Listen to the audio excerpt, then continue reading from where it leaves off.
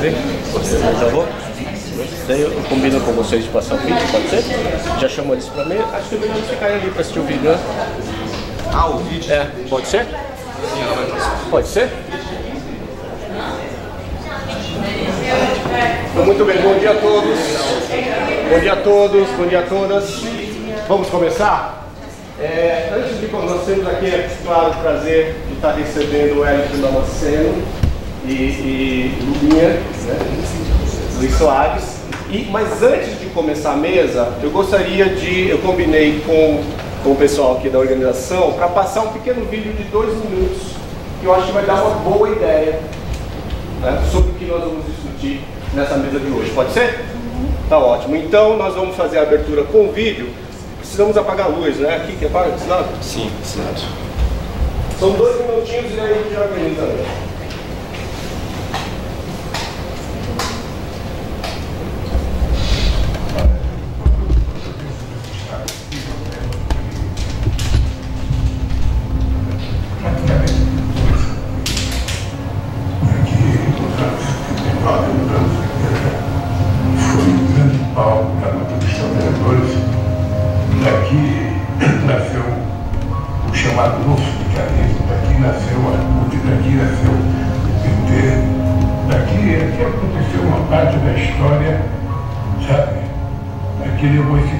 Conquistar a democracia de volta.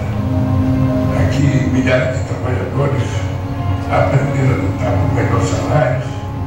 Aqui, milhares de trabalhadores aprenderam a ter consciência política. E aqui, milhares de trabalhadores começaram a pensar em levar pela primeira vez um operário a ser presidente da República. Então, nesse estado aqui, tem uma parte boa da história do Brasil desde os anos 80, no final de 79, 78, a gente começou a construir essa história. E cada vez que eu fico aqui no estado, me vem a recordação de como era bonito ver esse estado cheio de gente, cheio de trabalhadores, mulheres, crianças, reivindicando liberdade, reivindicando aumento do salário, até que nós chegamos onde nós estamos hoje. Tem muita coisa para fazer ainda, espero que esse estádio continue servindo de exemplo para tantas outras coisas boas que o Brasil precisa. Eu fico muito emocionado quando eu chego aqui, porque aqui faz parte da minha vida.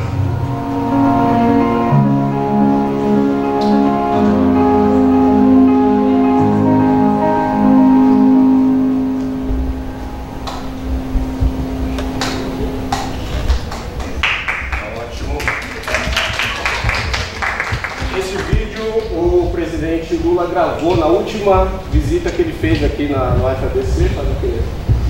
2 semanas, né? 2 ou 3 semanas, né? E eu considero que ele tem muito a ver com o que nós vamos discutir hoje. Então eu gostaria de convidar primeiro o Lulinha para a nossa mesa, Luiz Soares da Cruz. Lulinha, fica à vontade, aqui, isso. E o Wellington Damasceno. Também.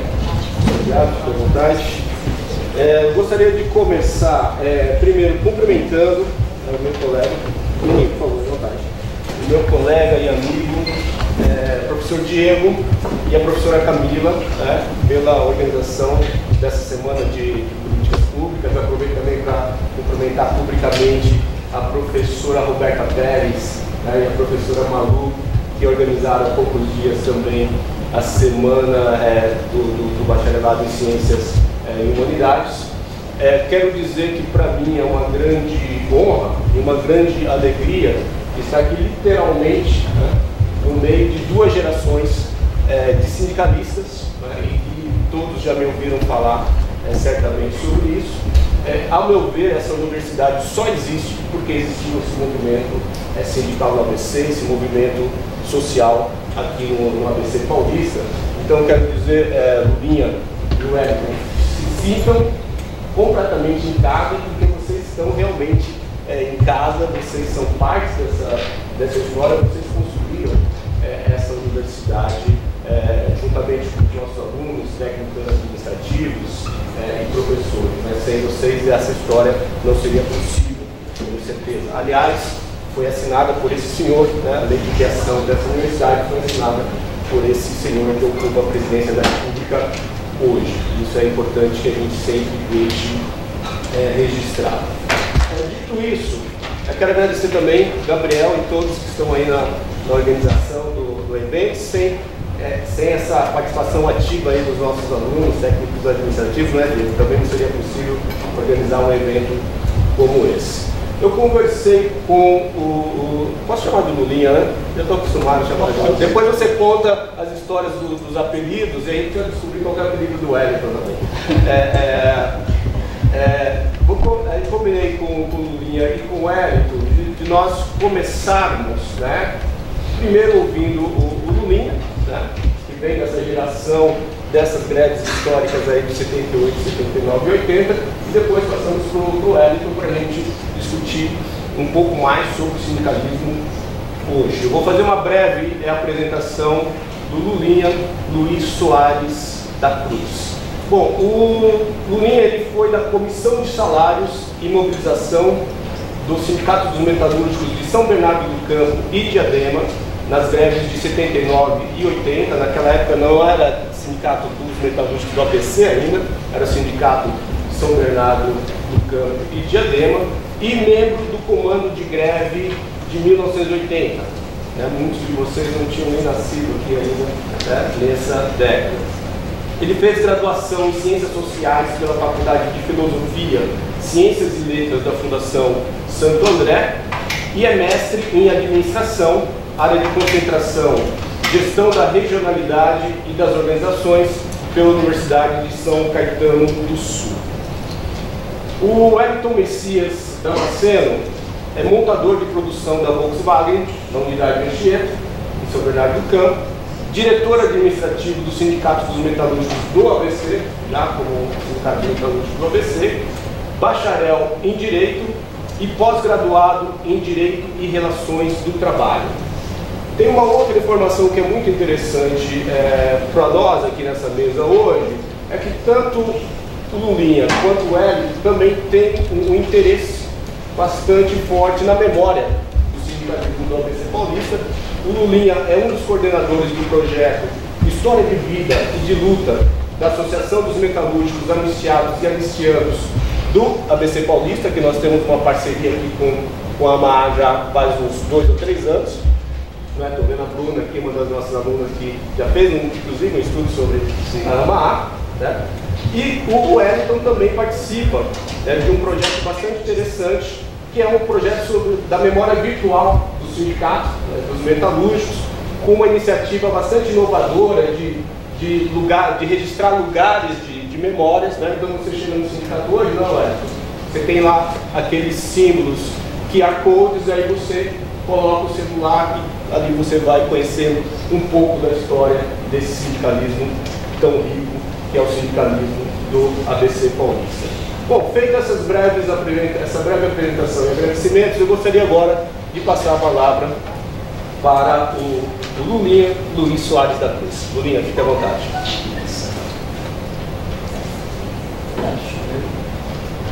Eu falo um pouco baixo, viu, gente? Não sei se vocês me ouvem. Ouvem aí atrás?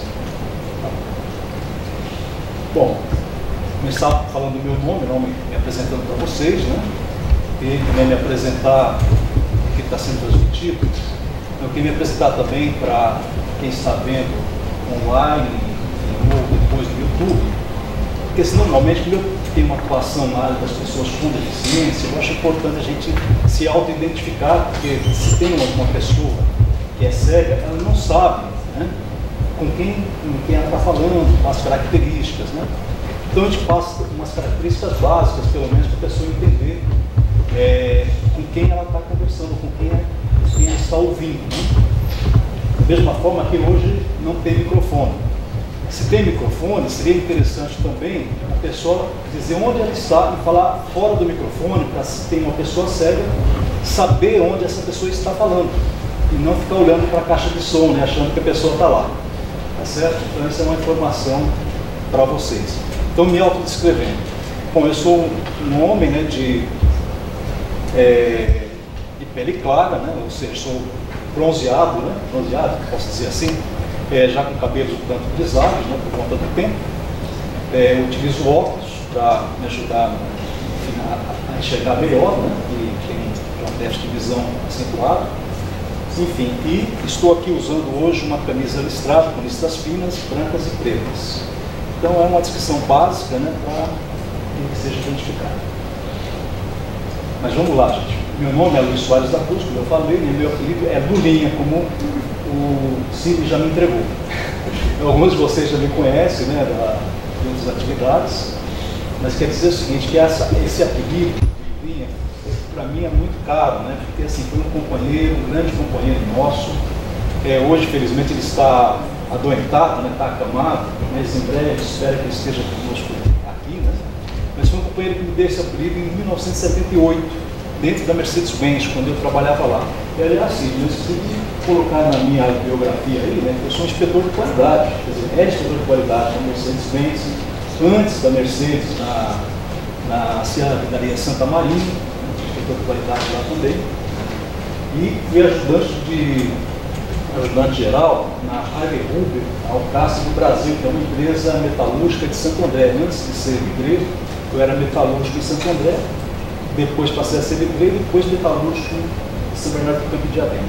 Então essa é uma trajetória bem rápida. Tem um borboletinho aqui de pegar. Enfim.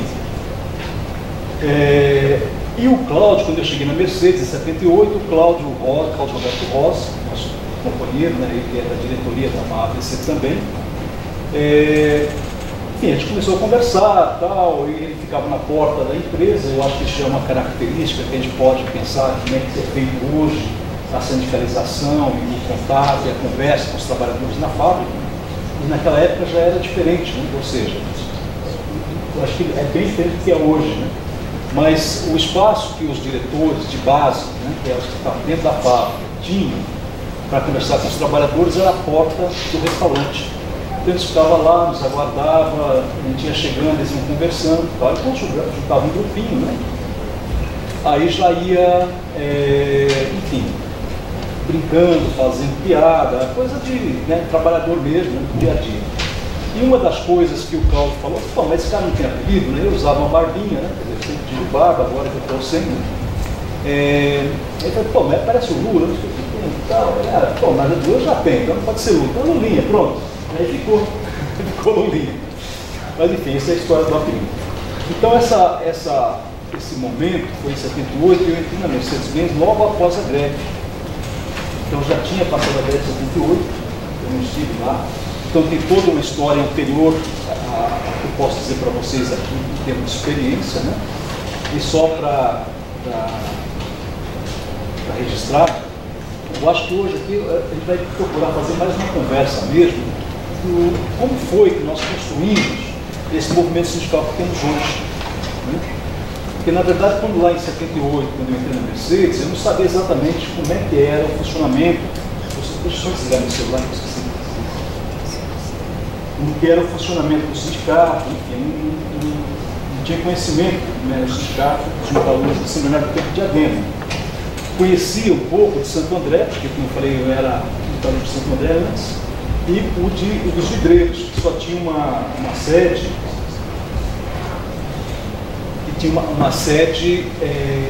lá no Brás, que a gente ia lá. Então já era sindicalizado antes de ser metalúrgico de São Bernardo e de Diadema.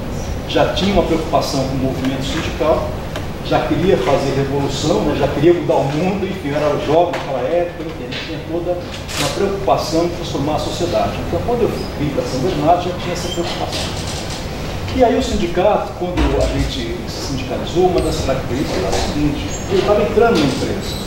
Então, quem entrava na empresa se sindicalizava, mas a gente tomava todo um cuidado para não aparecer que você era sindicalizado logo que você entra, porque tinha aquele período da experiência, que eram os 3 meses de experiência que você ficava, e se você fosse demitido antes, tinha aquela coisa de ficar, vou botar aspas aqui, ficava com o nome sujo, né? Ou seja, você ficava marcado, você não ia conseguir outro emprego, né? Logo em seguida, você ficava marcado ali, enfim. Então a gente fez a sindicalização, mas o que acontece? Eu ia no sindicato pagar a mensalidade. não deixei de me sindicalizar. Me sindicalizei, mas no sindicato. E aí era toda uma dinâmica, né? Uma dinâmica muito diferente, quer dizer, eu não conhecia um sindicato tão assim, ativo, né? Como era o Sindicato Campo de Diadema, que tinha reuniões, já tinha assembleia, já estava naquela efervescência, que já tinha tido a greve de 78, né? Já começava a se preparar para as atividades do ano seguinte, que era a campanha salarial, que eram as greves. Eu logo me enturmei com o pessoal também da formação. Enfim, então a gente começou a ter uma participação, uma vida ativa ali. E como é que era os metalúrgicos, né? Como é que eu sentia os metalúrgicos? Era muito mais organizado do que eu imaginava.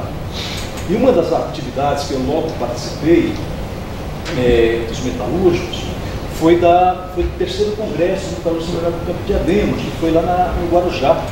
Então, nesse congresso, a gente já discutia contrato coletivo de trabalho, redução da jornada de trabalho, garantir estabilidade no emprego, e discutia uma série de questões que era para servir de pauta para nós, né? Quer dizer, era as diretrizes, né? Para atuar no dia a dia do sindicato, mas também colocar nas pautas de reivindicação seguintes, nos anos seguintes. Enfim, dessa forma eu acabei me envolvendo muito com o sindicato, interagindo com os diretores, enfim, era um militante, né, sindical de base, nunca fui dirigente dos sindicatos metalúrgicos do PC, enfim. E a gente lá na Mercedes-Benz, a gente conseguiu fazer um grupo, montar um grupo de atuação interna. Então era um grupo interno, mas clandestino, né? Ou seja, a gente tinha uma atuação que não podia ser aberta, diferentemente do que é hoje, né? Hoje a atuação já é totalmente diferente, mas naquele momento a gente estava, não dá para deixar de falar, nós vivimos num contexto de ditadura, estava dentro da ditadura ainda, era muito pesado, a gente sabia, vocês são muito jovens, provavelmente não sabem como é que era, mas naquela época as pessoas, os jovens, os trabalhadores principalmente, não podiam juntar 3, 4 numa praça, que já ia lá um policial pedir para circular, falar, circulando, não podia juntar gente, porque juntou gente, era sinal de reunião, era sinal de estar agindo contra o governo, você podia ser preso, enfim, fazendo o que quisesse, faziam o que queriam com você, ou seja, o poder da ditadura era muito forte naquele momento. Então, assim, a gente passou por esse período e aí, com a organização da campanha salarial de 79, foi que nós viemos para a Comissão de Salários e Mobilização, ou Mobilização e Salários, ainda eu não consegui lembrar direito qual que era o nome que a gente dava, mas era ou Salários de Mobilização ou Mobilização e Salários. Mas era uma comissão grande, essa comissão era formada a partir de companheiros indicados pelas fábricas, que eram chamados as reuniões por fábrica, o sindicato chamava as reuniões por fábrica, a diretoria chamava, e nessas reuniões se indicavam os membros da comissão. Então a gente fez montou a comissão e nessas discussões que foram ocorrendo posteriormente, preparando a campanha salarial de 1979, é que nós decidimos, né, pela greve, né, em 79, e foi uma greve assim que a gente fez dentro da fábrica, foi uma greve muito difícil, teve a intervenção do sindicato logo no começo, e aí a diretoria, o Lula, aí já no estádio, naquela época Vila Euclides, hoje é estádio 1º de Maio, de São Bernardo, aí o Lula, em nome da diretoria, ele vem e pede uma trégua, né, para os trabalhadores, a volta ao trabalho, e isso gerou toda uma situação, porque o pessoal estava com sangue no olho, como a gente diz hoje, né? Querendo ir para cima e tal, mas enfim, ninguém se conformou, achou que a diretoria do sindicato estava traindo os trabalhadores. Mas foi um recurso, né, que a diretoria entendeu que era para garantir o retorno da diretoria para o sindicato, reorganizar melhor, digamos assim, aquela história, né? Voltar para trás, né, um passo para seguir 2 adiante. Né? Então teria que estar muito atento, né, nessas questões, na questão política, né? E, praticamente o Lula sempre teve uma noção política muito grande, né? Então assim, ele sabia muito o que estava fazendo ali. Enfim, aí voltamos ao trabalho, o trabalhador assim, revoltado com o sindicato, perdeu, sabe aquela coisa da confiança, né? Ficou abalada. E foi um período assim, muito difícil para a gente resgatar, retomar, né? E voltar aquela confiança que tínhamos. Isso foi todo um processo que nós fizemos, trabalhando internamente nas fábricas, porque assim, além da diretoria, a diretoria atuava fora da fábrica e tinha os diretores de base. Naquela época, como é que o pessoal fazia? Para vocês terem ideia, né? Hoje todo mundo tem um celular, tem um tablet, tem um computador, enfim. Naquela época não se tinha nada disso. Você tinha, quando muito, um telefone, que a extensão, gente, era um cabo enrolado, né, que pegava, puxava e ia para outro lugar. Mas enfim, não tinha, o telefone era analógico, né, e era só o que tinha, e não era todo mundo que conseguia ter, né, porque você fazia uma espécie de, como é que ia chamar disso, uma espécie de um aluguel, enfim, comprava lá o telefone, você tinha isso na sua casa. E era aquele que discava, né, que tinha um disco lá para você discar os números e tudo mais. Bom, como é que a gente fazia então? Marcava-se reuniões, contatos com as pessoas, presencial, não tinha essa coisa virtual, né? Era presencial. E aí é aquela história, né? Preocupação de ser vigiado, preocupação de ser preso, preocupação de estar sendo controlado, perseguido, enfim. Tinha toda uma preocupação naquele momento. A gente tinha os cuidados de saber marcar com quem falava, quem eram os nossos companheiros. As nossas assembleias sempre tinha alguém, algum espião, né? Ou da própria empresa, né? Mandado pela empresa, que também tinha os militares formados dentro, que comandavam a parte de segurança das empresas, no caso da Mercedes-Benz mesmo, né? Enfim, então a gente tinha essa preocupação, mas a gente fazia esses contatos presencial, de forma presencial, marcando antes, conversando. A gente mandava recado de um companheiro que estava num turno para outro companheiro que estava no outro turno que ia entrar depois, né, para saber o que estava acontecendo, como é que ia começar a greve, como é que ia começar o movimento. Então era muito assim, presencial a coisa, muito assim, pessoal, não de forma virtual como a gente faz hoje, né?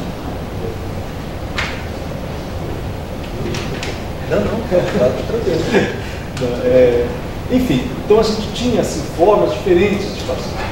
As reuniões, né, a gente fazia, na fábrica saía uma prática de todos os trabalhadores, ou grande parte dos trabalhadores, não vou dizer que todos, não tinha aqueles que não faziam, mas era ir durante o almoço ou durante a janta, antes, né, ia para o boteco, saía da fábrica, ia para o bar, tomar uma cachaça. E lá era um local também de conversa, de reunião. Na Mercedes-Benz, como eu falei, tinha um grupo lá que a gente se reuniu e conseguiu se organizar para estar conversando internamente. Nesse grupo a gente conseguiu encontrar o Vicentinho. O Vicentinho ainda estava começando na militância sindical dele. Vicentinho é o deputado Vicentinho, todo mundo conhece. Estava começando a militância sindical dele também naquele momento. Então ele fazia parte do nosso grupo lá. Enfim, então a gente tinha essas formas assim, de se organizar. Fora isso, eu acho que uma coisa que nós tínhamos naquele momento, que é importante registrar, é que nós sabíamos, pelos ônibus, inclusive das grandes empresas, os locais de moradia dos trabalhadores. Nós tínhamos esse conhecimento, ou seja, o pessoal que morava próximo da minha casa, ele morava lá na cidade de Mauá, que eu nasci em Mauá, aqui no ABC, né? Então, assim, a gente sabia as linhas dos ônibus, quem pegava, até praticamente a seção que trabalhava, no caso da própria empresa, claro, a empresa não sabia, mas da própria empresa não sabia. Então, a gente já tinha esse controle para poder saber como, com quem falar, o que falar, a hora de falar, né? Por exemplo, a gente tinha um horário da Mercedes que era das 6 horas, ou seja, não me lembro mais, era em torno de 6 horas, a gente entrava e saía às 13h15 da tarde. E o outro entrava às 13h15 e saía às 1h15 da manhã, coisa assim. Então a gente chegava no ponto de ônibus, para pegar ônibus para ir para a Mercedes, para chegar no horário, 4 horas da manhã, 4h30. E lá já estava o pessoal parado, né? Parado assim, digamos, quem chegava primeiro, ficava na filinha esperando o ônibus. Esse era o momento também que a gente conversava. O momento que chegava, depois tinha um momento dentro do ônibus, que era um momento também de conversa, de fala, de convencimento, tanto na vinda como na volta, né? Além das brincadeiras que o pessoal sempre fazia, mas também tinha a parte mesmo vou falar de outra forma, né? Tinha também um trabalho que a gente fazia, a gente tinha os trabalhadores que tinham um pouco mais de conhecimento ou de informação, né? E tinha aquela preocupação de formar os demais. Então tinha essa preocupação em conscientização, em formação, em politização dos companheiros e companheiras. Naquela época era basicamente companheiros, né? Infelizmente as mulheres não tinham a mesma participação que tem hoje na sociedade de uma forma geral e também no trabalho, né? Mas enfim, então a gente tinha essa preocupação da formação. Na greve, antes da greve de 79, não lembro exatamente se foi antes ou foi depois, mas veio a greve de 79, já para vocês foi aquele período complicado, difícil, posteriormente, né? Mas no caso da Mercedes-Benz, a gente procurava os meios. Como é que nós vamos conseguir fazer um movimento sindical, fazer uma atuação sindical aqui com os trabalhadores, principalmente quem não tem estabilidade, quem não está numa CIPA. Naquela época a comissão de fábrica não tinha ainda nenhuma comissão de fábrica, depois que surgiu na Ford, lá a primeira registrada, enfim. Mas uma das formas que nós encontramos é que no caso da Mercedes, no caso da Volkswagen também, havia cooperativas de consumo. E as cooperativas de consumo tinham a possibilidade de ter trabalhadores participando dessas cooperativas. E era uma forma de você garantir uma certa, né, estabilidade. Porque estabilidade, na verdade, nunca existiu, né? Porque a gente sabe que o patrão, quando ele quer demitir, ele demite pronto, né?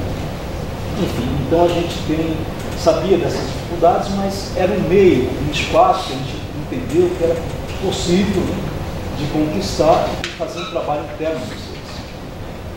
Então alguns companheiros conseguiram se organizar numa eleição que teve, se não me engano, em 79, foi eleito uma diretoria que tinha participação de alguns companheiros, inclusive o Paulo Rosa, que era da Mercedes-Benz, não lembro se o Juraci, que era diretor do sindicato também. E eu e outros companheiros, nós não chegamos a ser da diretoria da cooperativa, nós participamos, né, do chamado Comitê Educativo. Esse Comitê Educativo tinha uma revista, né, a Cooperama, né, não é o comitê que tinha a revista, a cooperativa tinha a revista, né? E essa revista chamava Cooperama, cooperativa do Mercedes-Benz, não lembro mais o nome que significava, era Cooperama. E lá a gente conseguia, através da revista, fazer algumas matérias. Eu lembro até que em 80 teve o ano internacional da criança, uma coisa assim, não lembro exatamente. Eu estou tentando localizar essa revista minha lá em casa, não consegui localizar ainda, mas eu vou achar. Enfim, então tinha a revista que a gente conseguia fazer algumas matérias lá. Bom, gente, então acho que até 90, até 79 foi isso. Em 80, a gente já tinha o aprendizado de 79. Então sabia que a greve dentro da fábrica tinha muita pressão dos patrões, eles tinham controle do espaço interno, né? E a gente tinha que manter a greve a qualquer custo, porque a greve é greve, né? Então os companheiros também menos conscientes, né? Achavam que não dava para segurar, não dava preocupado com o emprego, tem toda uma pressão interna, né? Fora a questão que a gente sabia naquele momento, o emprego não era como é hoje, tinha uma situação diferente da situação de emprego, que não vamos dizer que tinha pleno emprego, né? Mas tinha emprego. Já? 5 minutos? Tinha emprego, digamos, para as pessoas. Só que o que acontece? Quando você faz uma greve, é o momento que o patrão chega e fala assim: olha, se você não quiser emprego, tem 10 lá fora querendo. Né? Então, assim, é uma forma de pressão com os trabalhadores. Então, em 80, a gente já sabia dessa história toda, e na pressão interna, e nós decidimos fazer uma greve fora da fábrica. Aí foi a greve que foi decidida ser feita, eles formaram, houve o mesmo processo de formação da Comissão de Mobilização de Salários, e já prevendo que poderia ter uma intervenção no sindicato, aí a diretoria do sindicato, que era a presidente da Lula, aí criou, né, propôs e indicou alguns membros da Comissão de Salários, para formarem um comando de greve. Qual que seria o papel desse comando de greve? A diretoria, caso ela fosse, tivesse intervenção no sindicato, a diretoria fosse caçada, fosse presa, impedida de continuar com a situação, o comando de greve ia assumir a greve, e a greve continuaria. A gente não queria era parar mais a greve no meio, como tinha acontecido no ano anterior. Enfim, dessa forma a gente fez a greve de 80, foram 41 dias, né, que a gente chama depois 41 dias de resistência e luta, e foi um período assim duro, né, mas também assim muito rico, que nós tivemos assim rico em solidariedade, porque como eu falei para você, aquela coisa de conhecer os trabalhadores, saber o local de moradia, o vínculo com as comunidades, né, tanto do ABC quanto fora. Uma das coisas importantes é a gente precisa ter um conhecimento maior, né, um vínculo maior, né, com as comunidades, com as organizações na sociedade de forma geral, de base, que é uma forma de você manter o movimento aceso. E só para, eu vou parar, porque depois provavelmente vai ter perguntas, a gente pode aprofundar um pouco, principalmente depois da década de 80, mas eu cometi uma falha aqui inicial, né, que eu não agradeci o convite feito pelo Cid, que eu achei que foi assim, uma coisa muito, para mim esse vínculo com a universidade é uma coisa fantástica. A gente tem uma participação pela AMA-ABC e pessoalmente é muito gratificante, né, ter esse vínculo com a universidade, porque é uma forma de interagir. E só para vocês terem uma ideia, para mim a questão do trabalho ela é central. Eu sempre, quando a gente vai produzir alguma coisa, falar ou escrever, a gente tem o trabalho como centro de tudo. Para mim tudo é trabalho, ou seja, mesmo a universidade é um espaço de trabalho, é um trabalho de construção de conhecimento, de organização de conhecimento, de pesquisa, de elaboração. Então o trabalho tem que ser visto de uma forma ampla, não só as coisas materiais também, mas também as coisas imateriais que são construídas, né, como conhecimento. E, enfim, dizer para vocês assim, que a questão do trabalho da economia aborda, porque nada existe sem trabalho. Se nós estamos falando aqui com vocês, né, e vocês estão aqui vão interagir com a gente, é porque nós estamos num espaço que foi construído por alguém, né, alguém trabalhou, né?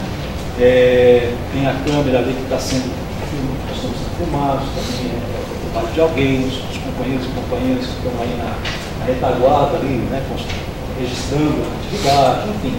Tudo que nós fazemos é trabalho, o ar que nós esperamos é resultado de trabalho, enfim, tudo é trabalho. Né? Então, nesse sentido, a gente pensa que também, só para... Tem mais um minutinho? Um minuto. E só para... Eu não cheguei não tive condições, tempo, né, para ver as palestras anteriores, mas me chamou muita atenção a questão da inteligência artificial. Eu até fiz uma pesquisa, né, no ChatGPT, sobre o movimento sindical. É interessante saber como é que vem as respostas, né? E tem muitas respostas que batem, né, com o que a gente pensa, mas aquela questão que o professor Paulo, americano, comentou, ele falou o seguinte, né, que tem os deslizes, né? Um dos deslizes lá foi lá falar que, se bem que tem uma referência, tudo que está lá tem uma referência também em algo que alguém escreveu, né? Falar o seguinte, que o movimento sindical ele estava melhor, o único objetivo, isso me lembro de cabeça, que era lutar pelo movimento sindical, né, a luta do movimento sindical era lutar por melhores condições de vida, salário, tal, mas ao mesmo tempo, nos anos 80, né, combater a interferência soviética. Não é isso, né? Então tem algumas coisas assim que digamos, pode ter tido sim uma referência, um texto até de alguém de esquerda, né? Só que o que acontece? Eu não fui atrás, não cheguei a ver direito porque não tive tempo. Mas assim, o que acontece? Ele vai puxar as coisas dentro de uma lógica, de uma ideologia, né, posta que vem americana. Então assim, capitalista, né? No capitalismo, né, tudo é mercadoria, tudo que não for na linha do capital, né, é compra, né? Bom, enfim, também dizer para o pessoal, para finalizar mesmo, eu vim falando da satisfação de ter um companheiro como médico junto comigo, né, na nova geração, que eu conheci ainda bem menino, né, posso dizer assim, há quantos anos atrás? O Hélio, depois que a gente saiu das empresas, depois de 80, fui demitido da fábrica, com certeza, né, demitido. E não consegui mais emprego. Eu não sei, numa empresa que eu trabalhei por um ano e meio só, e também fui demitido, aí não consegui mais emprego, fui trabalhar no sindicato. Posteriormente, a companheiro. E passei a ser assessor. E como assessor, a gente o sindicato pelas comissões chamadas comissões de cidadania. E uma das comissões é a comissão da juventude. E quem que aparece na comissão da juventude? Nosso companheiro Hélio. Pode pôr 20 para ficar um pouco aqui. 20 anos atrás. Então, assim, é uma grata satisfação para o nosso companheiro Hélio. Obrigado.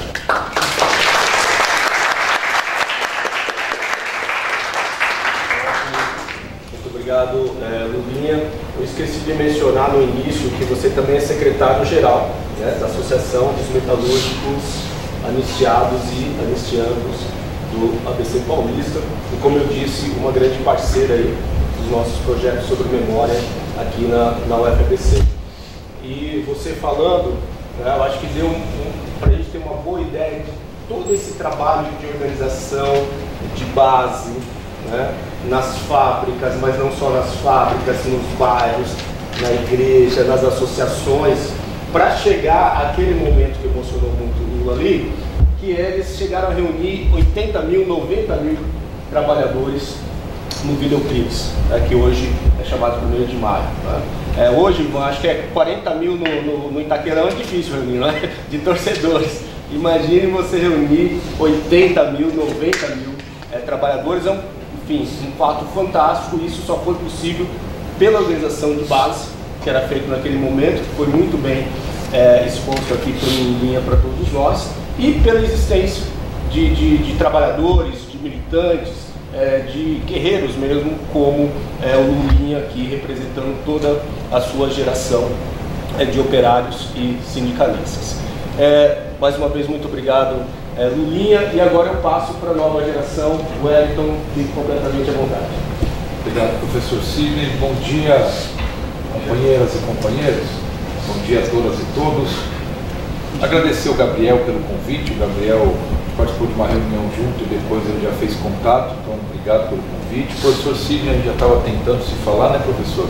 Então, uma satisfação estar aqui com vocês.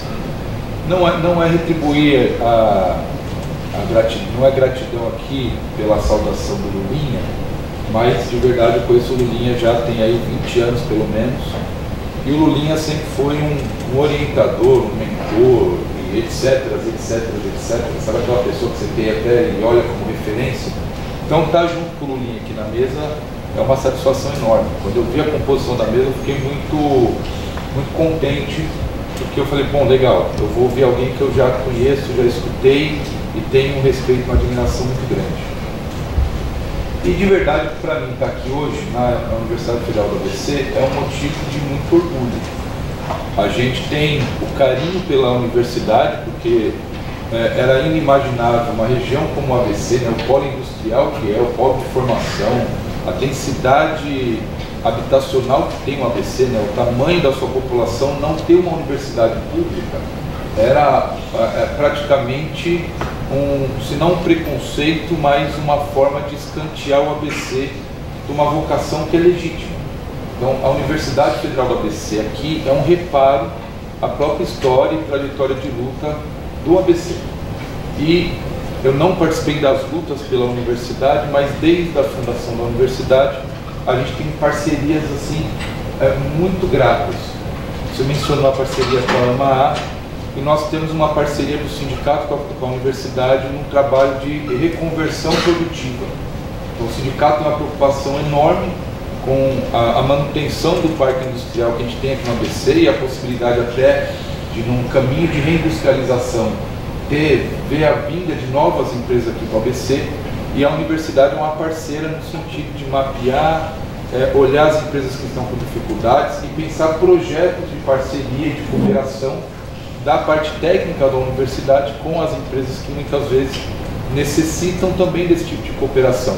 A gente lembra o ABC pensar sempre nas montadoras, mas a maioria dos nossos trabalhadores não estão em montadoras, estão muitas vezes em empresas pequenas, médias, que não têm o mesmo potencial econômico que as montadoras têm para fazer um salto tecnológico, fazer um tipo de investimento ou uma mudança no seu produto. Muitas vezes não é nem no processo, o produto está ficando obsoleto e aquela empresa está condenada a fechar e os trabalhadores perderem o emprego. Então, como a gente faz para essa empresa se reconverter, pensando nas oportunidades que a nova indústria traz?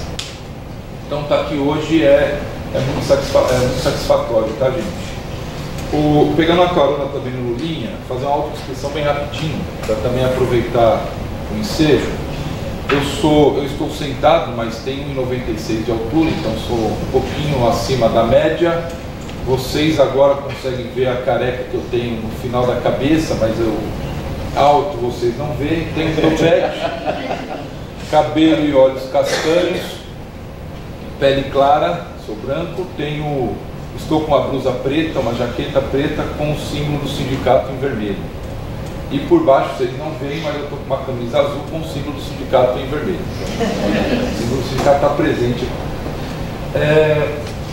Eu acho importante, o Lulinha deu um bom histórico, a combinação da mesa é legal por conta disso, né? Pela trajetória de lutas do movimento sindical. Mas eu queria pegar 3 aspectos para contextualizar os desafios mais recentes que estão postos.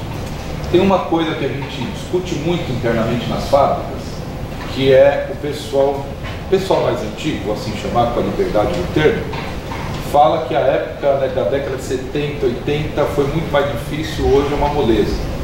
O pessoal de hoje fala que bom era o tempo da década de 70, 80, que hoje, né, conviver com o WhatsApp dentro de uma representação nas fábricas é terrível, né? E eu tinha um companheiro eu peguei esse companheiro Adalto, foi um representante na Volks, já saiu aposentado, mas eu sempre falava para ele, poxa, eu queria ter vivido a década de 80, né, aquelas greves, não sei o quê.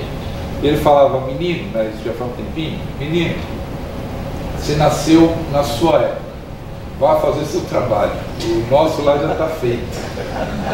Então isso também, acho que pondera essa coisa da disputa geracional. A transição geracional ela passa por isso, né? Entender o que foi feito, o que nós herdamos de luta de quem passou antes da gente e o que a gente vai remeter para as gerações que vão vir depois de nós.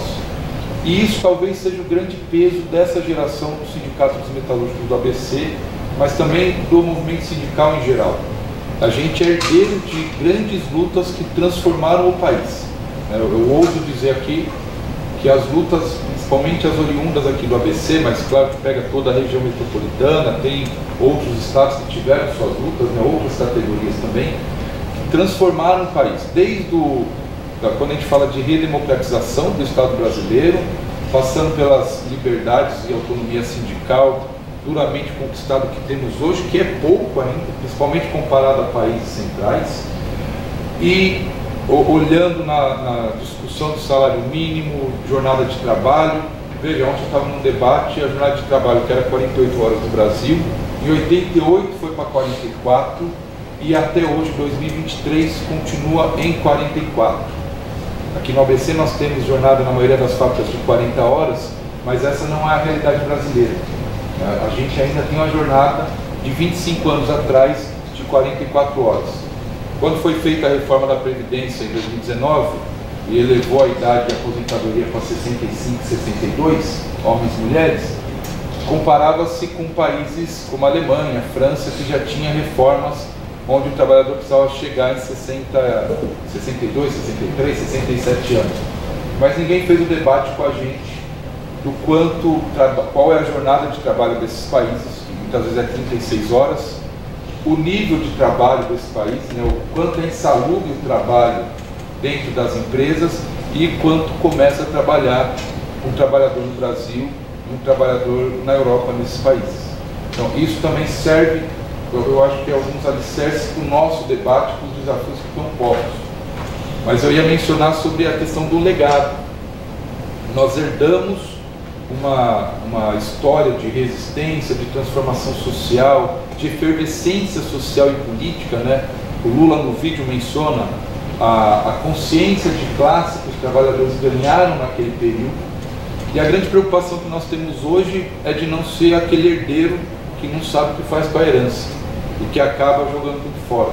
Então, o que hoje essa direção, os trabalhadores, a militância vai apontar para o futuro, visto que nós estamos no meio de uma transformação, né, de uma revolução social, que é a digitalização e a tecnologia que está na palma da nossa mão. Então, o mundo tem se transformado não só no trabalho, tem se transformado nas relações sociais. É normal a gente chegar numa mesa, 4 pessoas, cada um com celular, todo mundo está conversando, mas não é entre si. Isso é uma mudança social que tem rebatimento no trabalho. Então, também essa preocupação, esse peso a gente carrega, mas é o peso bom de estar num lugar que forma, que projeta. A gente fala do Lula, mas você tem Luiz Marinho, você tem Vicentinho, você tem Meneghelli, você tem Guiba, você tem Lulinha, você tem Cláudio Rosa e tantos outros nomes que saem desse movimento e vão tocar políticas por esse país. E aí eu queria só destacar alguns pontos na fala do Lulinha, que as grandes greves, né, que nós tivemos na década de 70, 80, elas tinham, claro, um debate muito forte do ponto de vista da sociedade, que era a redemocratização e a luta contra a ditadura militar, até a luta por liberdades, né? O Lulinha acabou de mencionar, você não tinha a liberdade de se reunir, não é nem de se organizar, de se reunir. A reunião já era um motivo para ter uma intervenção da polícia. É famosa frase que a pessoa perguntava na carteira de trabalho. Hoje ninguém anda com isso mais no bolso e as campanhas mais recentes na televisão é de jogar a carteira de trabalho na gaveta e esquecer isso, né? Mas já houve um tempo que a polícia pedia a carteira de trabalho para saber se você era trabalhador ou não e se você ia para o DP ou não. Então, essa luta marca muito essas décadas, mas tem uma outra luta que é a recomposição salarial. Existia uma luta econômica até pela inflação que nós vivemos, né? O Lulinha depois pode falar, mas inflação de 20% ao mês, né? Nós estamos falando hoje de uma inflação de 4 e pouco ao ano. Então imagino que é isso no salário, né? A perda de poder de compra, o sacrifício que as famílias faziam, a dificuldade de comprar carne, de acessar mantimentos básicos, numa categoria metalúrgica que sempre foi referência de ganhos salariais. Essa é colocado como uma categoria de classe média, mas que também vive as durezas que outras tantas categorias do Brasil vivem. E dessa grande luta, eu queria destacar, Lulinha, depois acho que você pode até complementar, alguns pontos que para nós existem hoje, aquelas coisas que a gente já ganha, né, já chega pronto, e que a gente precisa ver como avança com isso. Um dos pontos foi a organização local de trabalho. O Lulinha mencionou aqui, ó, eu não fui da direção do sindicato, mas estava lá clandestinamente organizando na base. E a Ford, a gente conquistou a primeira comissão de fábrica de uma ABC na Ford em 81, e depois o sindicato mudou o seu modelo de organização interna, porque a gente chama hoje de Comitê Sindical de Empresa, que é o sindicato dentro da empresa. A lógica sindical no Brasil, e que a gente tinha, sempre foi um sindicato até o portão da fábrica. Então a gente muda essa lógica com o novo sindicalismo, do sindicato entrando dentro da empresa e estando organizado lá dentro.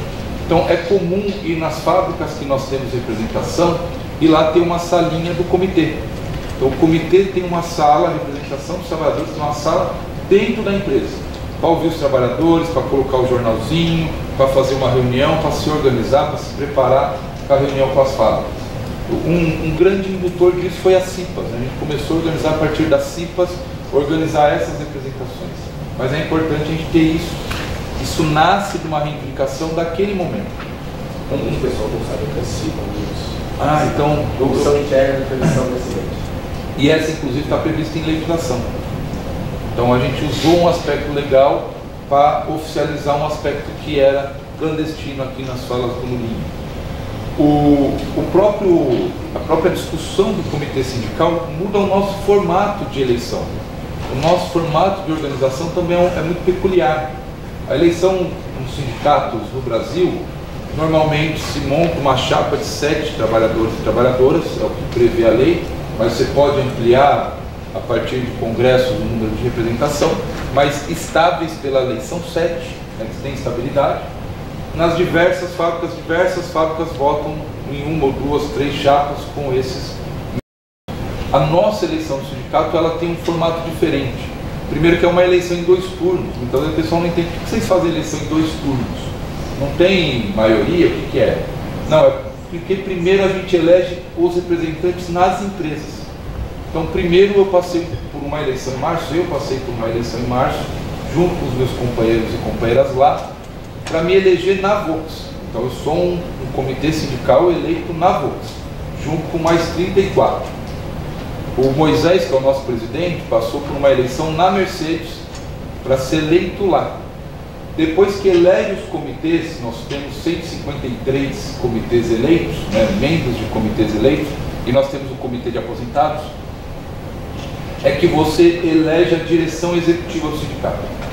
Então, desses 153, se forma uma nova chapa de 33, que é o conselho da direção, e que vai tirar o presidente, o tesoureiro, o secretário-geral, que vai conduzir a executiva do sindicato.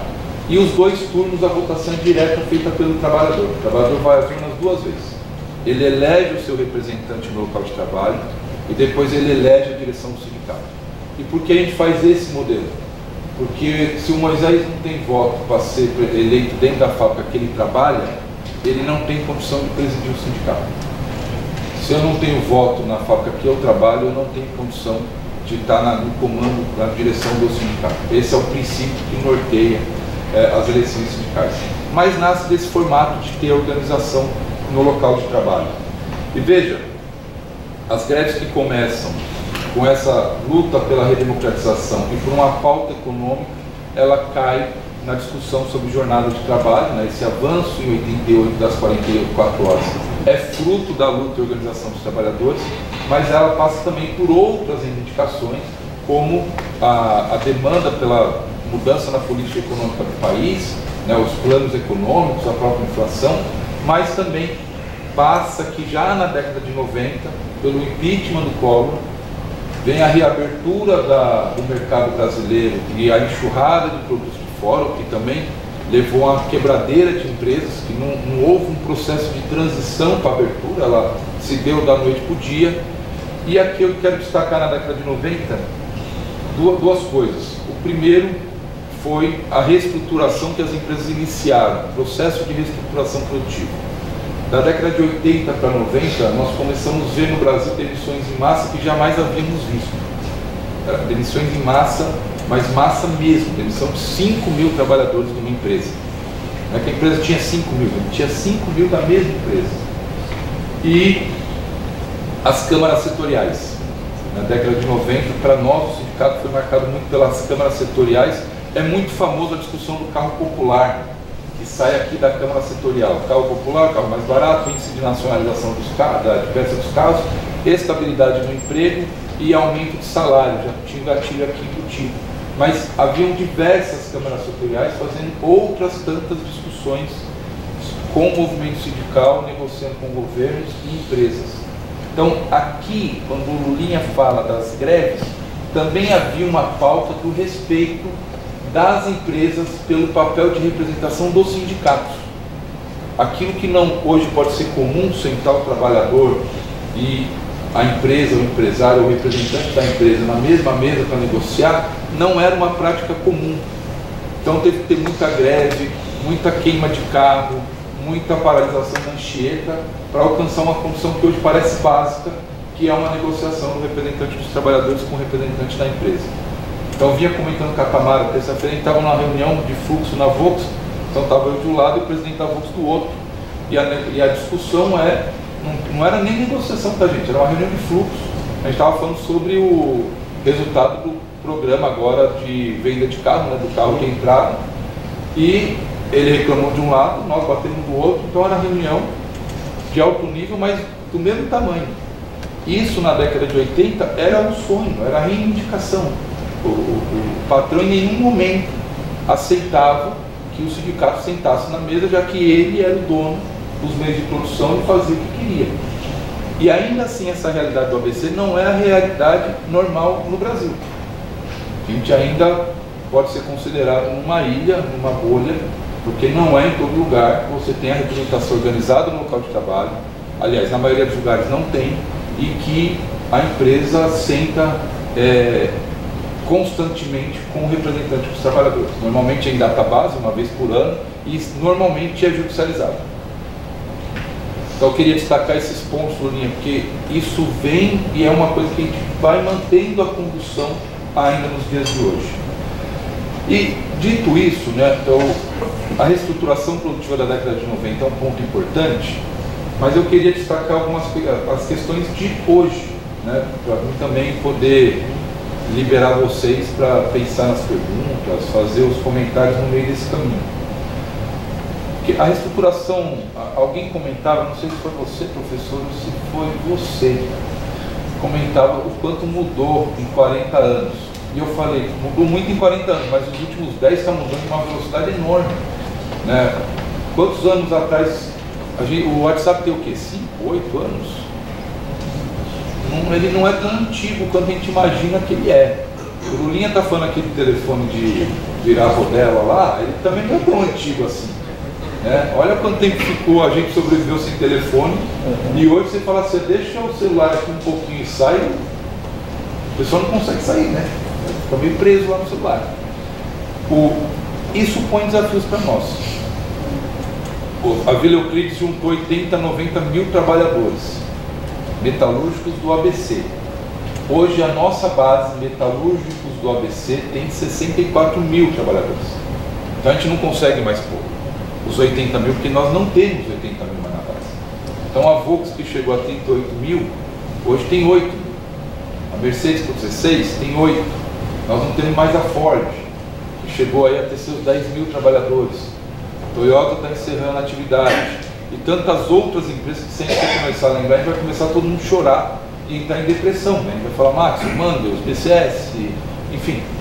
Não quero também começar aqui a lamuriar, tá, gente? Pelo contrário, acho que a gente precisa pensar agora como a gente consegue reverter essa curva de desindustrialização e aproveitar esse momento, principalmente de diálogo com o governo, de possibilidade de implantação de políticas públicas pensadas em conjunto pela universidade, os sindicatos, para reativar a economia e poder pensar na transição justa do trabalho e como os trabalhadores são centrais nessa discussão. Mas aqui, para problematizar, eu quero pegar só aqui recentemente, né, já que eu sou oriundo do movimento dos anos 2000 para cá. Recentemente, anos 2000 para cá, a gente tem um fenômeno, na eleição do presidente Lula em 2002, que eu vim para a representação dos trabalhadores em 2008. Eu entrei na Volks pelo Senai, meu pai era um trabalhador na Volks, eu entrei com 16 anos na Volks. Eu vim para a representação, eu estou sem óculos, não deixo. A parte do óculos é verdade, mas eu vim. Eu vim com o movimento com 22 anos, num momento que o Brasil estava crescendo muito. Vocês, a maioria de vocês são muito jovens, talvez não vai lembrar o primeiro e segundo mandato do presidente Lula, mas foi uma fase de ascensão não só da classe trabalhadora, mas também da luta por direitos dos sindicatos. Em 2015, governo Lula, governo Dilma, o nosso sindicato voltou a ter 100 mil na base, nós chegamos a 115 mil na base do ABC.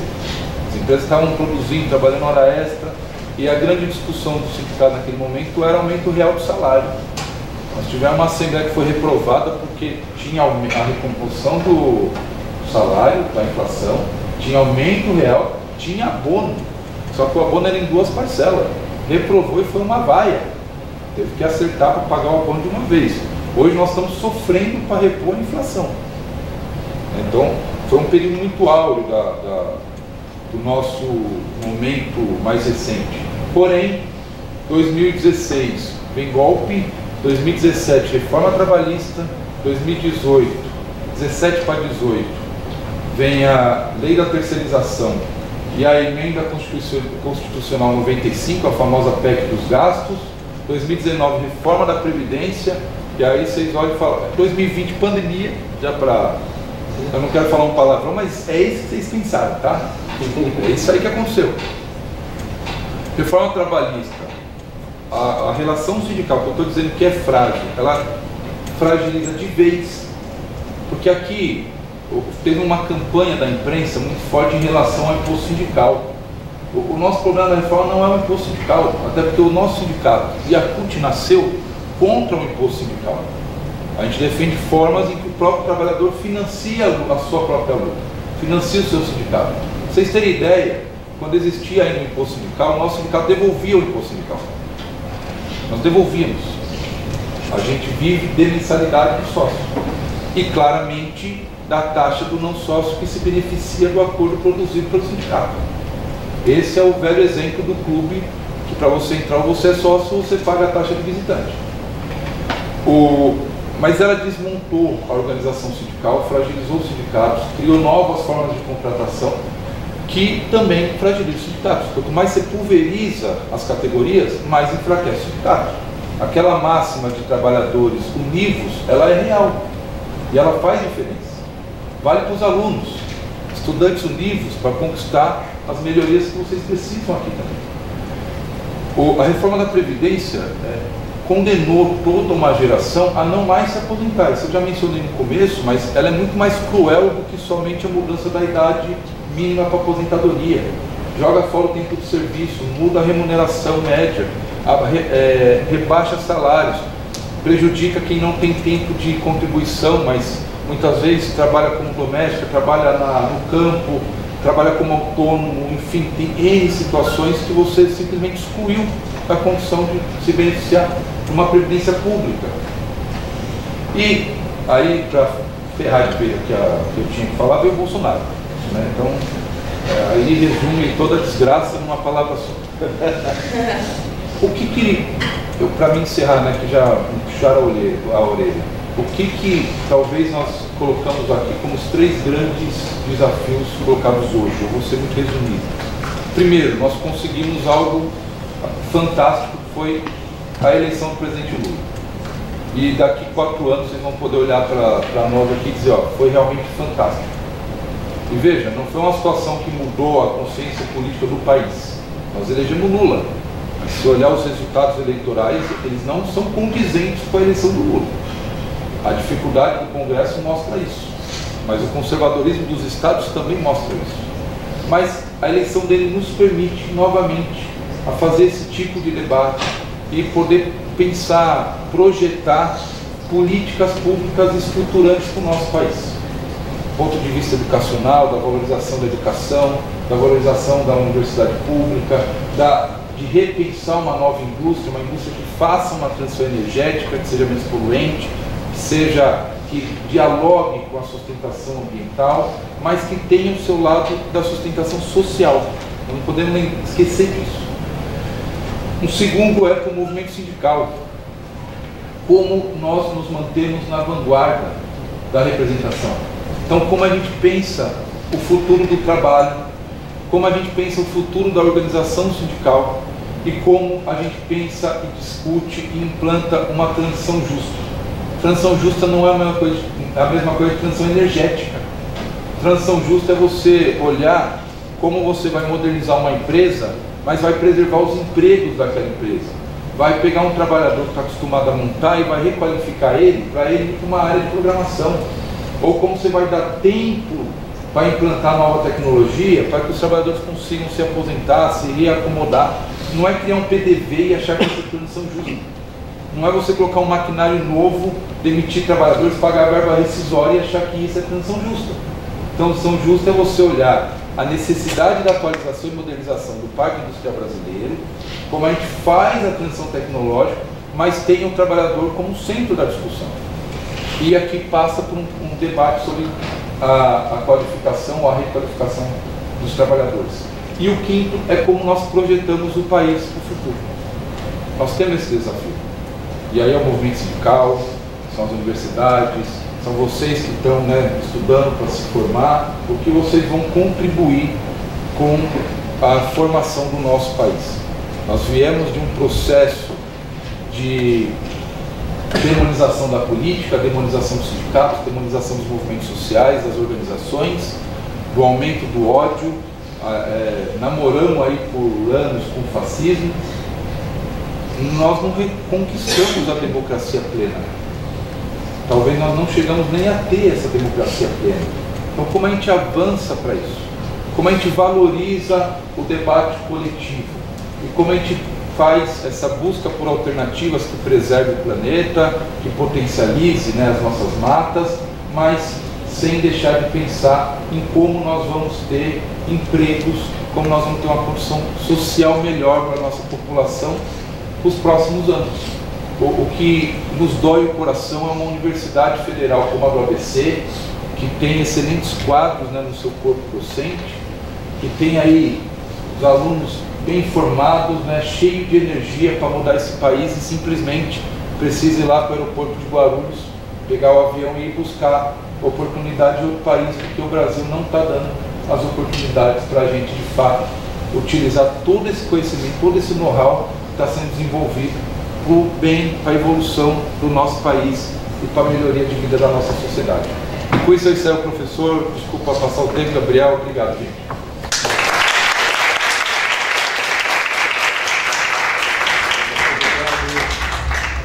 Obrigado, Wellington. Eu acho que a gente teve aqui pelo menos umas 3 grandes aulas aí. Uma excelente aula de História Social do Trabalho, uma aula de Sociologia do Trabalho, uma aula de Economia Política, né? E isso me reforçou muito, Wellington e Lulinha. É algo que eu já tenho comentado aqui com alguns colegas da UFABC, né? Que o que vocês acabaram de colocar agora não é só a trajetória do desenvolvimento sindical, mas é o futuro do trabalho, certo? E o futuro de vocês, dos nossos alunos. Vocês, nessa idade que vocês estão muitos de vocês preocupados em relação ao trabalho, empregabilidade, o que vão fazer da vida. Então essa mesa é uma aula sobre, né, o mundo do trabalho. E eu acho que na UFABC nós temos ainda uma dívida histórica ainda com vocês, que nós precisamos, estou vendo o meu companheiro ali, o colega Ramatiz também, que muito próximo do movimento sindical, o André também estava aqui.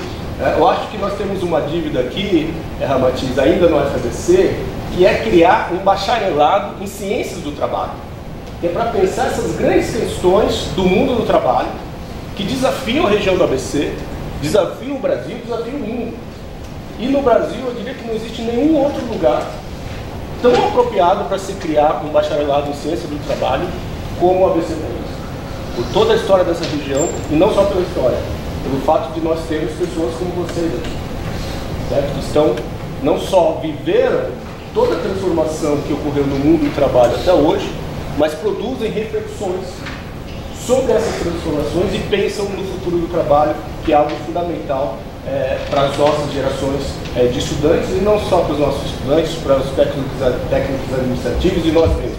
Nós mesmos, professores, temos também muita incerteza sobre as nossas próprias condições de trabalho. Dito isso, mais uma vez, muito obrigado, Wellington. Obrigado. Eu não consigo chamar de Luiz Soares, só consigo chamar de Lulinha. E acho que a gente pode, Gabriel, nós podemos abrir aí para 2, 3 perguntas, né? Antes das perguntas, a gente podia fazer já o sorteio dos livros para coisa mais leve. Faz as perguntas primeiro. Não, os livros, a gente sorteia agora, vai ser bem rapidinho, a gente abre aqui agora. Pessoal. Os ganhadores são Idris Maria Bertolini. Parabéns. Gente, não foi manipulado. Ingrid Jorim. Pedro Lorenzo. Alana Nelly.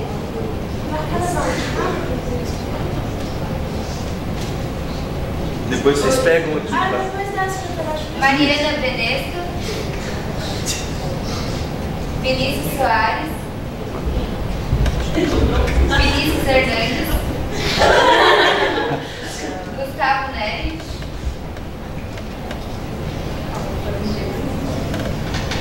Maria Fernanda Mendes. Aneli Marquez. Sueli Neves.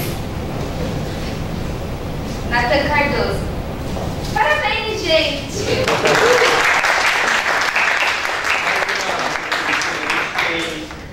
Uma amontoada de revistas científicas de política externa que foram cedidas pelo professor Alberto. Essas revistas aqui tratam de vários temas diferentes em cada uma delas, com diferentes autores. A gente vai deixar aqui em cima, é livre, qualquer um que queira pode pegar. E a gente pode passar para as perguntas. Pode passar para as perguntas, né, Gabriel? Tá ótimo. Muito bem. Então, está aberto então agora para vocês, né, fazerem as questões, perguntas, fiquem completamente à vontade. Eu vou anotar o nome aqui, a gente faz duas, três perguntas, começando pelo professor. Deixa eu anotar aqui o seu nome primeiro. Diego, mais alguém? Gabriel e a Sandra. Então a gente faz um bloco de 3 perguntas, depois a gente passa para mais 3, pode ser? Acho que a gente vai ter tempo.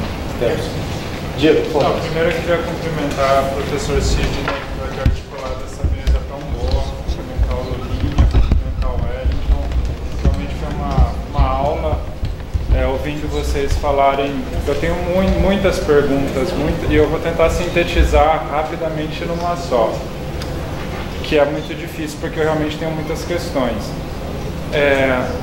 Mas gira em torno o bolsonarismo se tornou massificado nos últimos anos.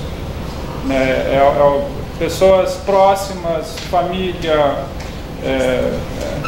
se tornaram bolsonaristas por alguma razão, até de forma, enfim, se massificou. E eu, vindo do interior de São Paulo, vejo isso de uma forma muito forte, porque o interior de São Paulo é bolsonarista. O Bolsonaro venceu de lavada no interior de São Paulo. Eu tenho um sogro que ele é aposentado metalúrgico, filiado ao Sindicato dos Metalúrgicos de Piracicaba, da onde eu vim, mas ele não é politizado. Ele sempre pergunta para mim e para minha esposa, que também é cientista política, quem que eu voto. Toda vez que tem eleição, ele pede a nossa opinião, porque ele acha que a gente, por ser cientista político, vai poder ajudar ele de alguma forma. Mas a minha questão é a seguinte, né? Os sindicatos do ABC, eles são muito fortes, mas eu queria saber sobre a articulação com o interior de São Paulo, por exemplo. Se vocês veem presença de bolsonarismo, por exemplo, entre os trabalhadores, porque eu acredito que deve ter também trabalhadores menos politizados que de alguma forma se sentiram atraídos por essa ideologia extremista de direita. Se vocês veem essa presença e se vocês têm essa percepção, e como que vocês lidam com isso? Ótimo, muito obrigado, Diego. Agora eu passo para o Gabriel, que também... Você quer... Peraí, deixa eu... Quer que eu passe para a Sandra e depois passo para você? Pode ser. Pode ser? Sandra, por favor. Então, eu queria que o Lu falasse um pouco sobre a questão de como que o movimento, né, de 79, 80, levou à formação da CUT, da Central Única dos Trabalhadores, que eu acho uma coisa importante. E o Wellington falasse sobre hoje, né, como que está essa organização a nível mais amplo das categorias na nossa região, no nosso estado e também no país. Obrigado, Sandra. Agora sim, passo para o Gabriel. Tá. A minha pergunta, primeiro eu quero fazer um comentário e depois a pergunta. O Lulinha mencionou a questão do ChatGPT. Nos dias anteriores, teve uma mesa com o professor Sérgio Amadeu, que ele pesquisa esse assunto. E ele falou que a inteligência artificial, né, ela depende de uma enorme quantidade de dados. Esses algoritmos, eles são treinados com uma enorme quantidade de texto. E ele mapeou de onde eles tiraram os textos para a criação do ChatGPT. E ele percebeu que 90% dos textos eram em inglês. Ou seja, ele já tem um viés, né? Um viés de uma visão do mundo específica, claramente, muito provavelmente branca, muito provavelmente já com um viés. Então, acho que você acertou totalmente na sua fala quando você comentou que achou estranha a resposta do ChatGPT. Mas a minha pergunta é nesse sentido, sobre as tecnologias da informação e da comunicação. Certamente, como elas tiveram um enorme impacto em todos os setores produtivos da sociedade, o meu interesse é perguntar como foi o impacto dessas tecnologias no sindicato e na fábrica. Na fábrica, de certo, elas aumentaram a produtividade, e isso pode ter corroborado para a demissão de uma enorme quantidade de trabalhadores. por outro lado, também pode ter facilitado, ou como vocês colocaram aqui, né, pode ter esvaziado a relação dos trabalhadores, né? Em vez de ser uma relação física, passa a ser uma relação mais virtual. Enfim, queria perguntar nesse sentido, qual o impacto dessas tecnologias na indústria e também no movimento dos trabalhadores?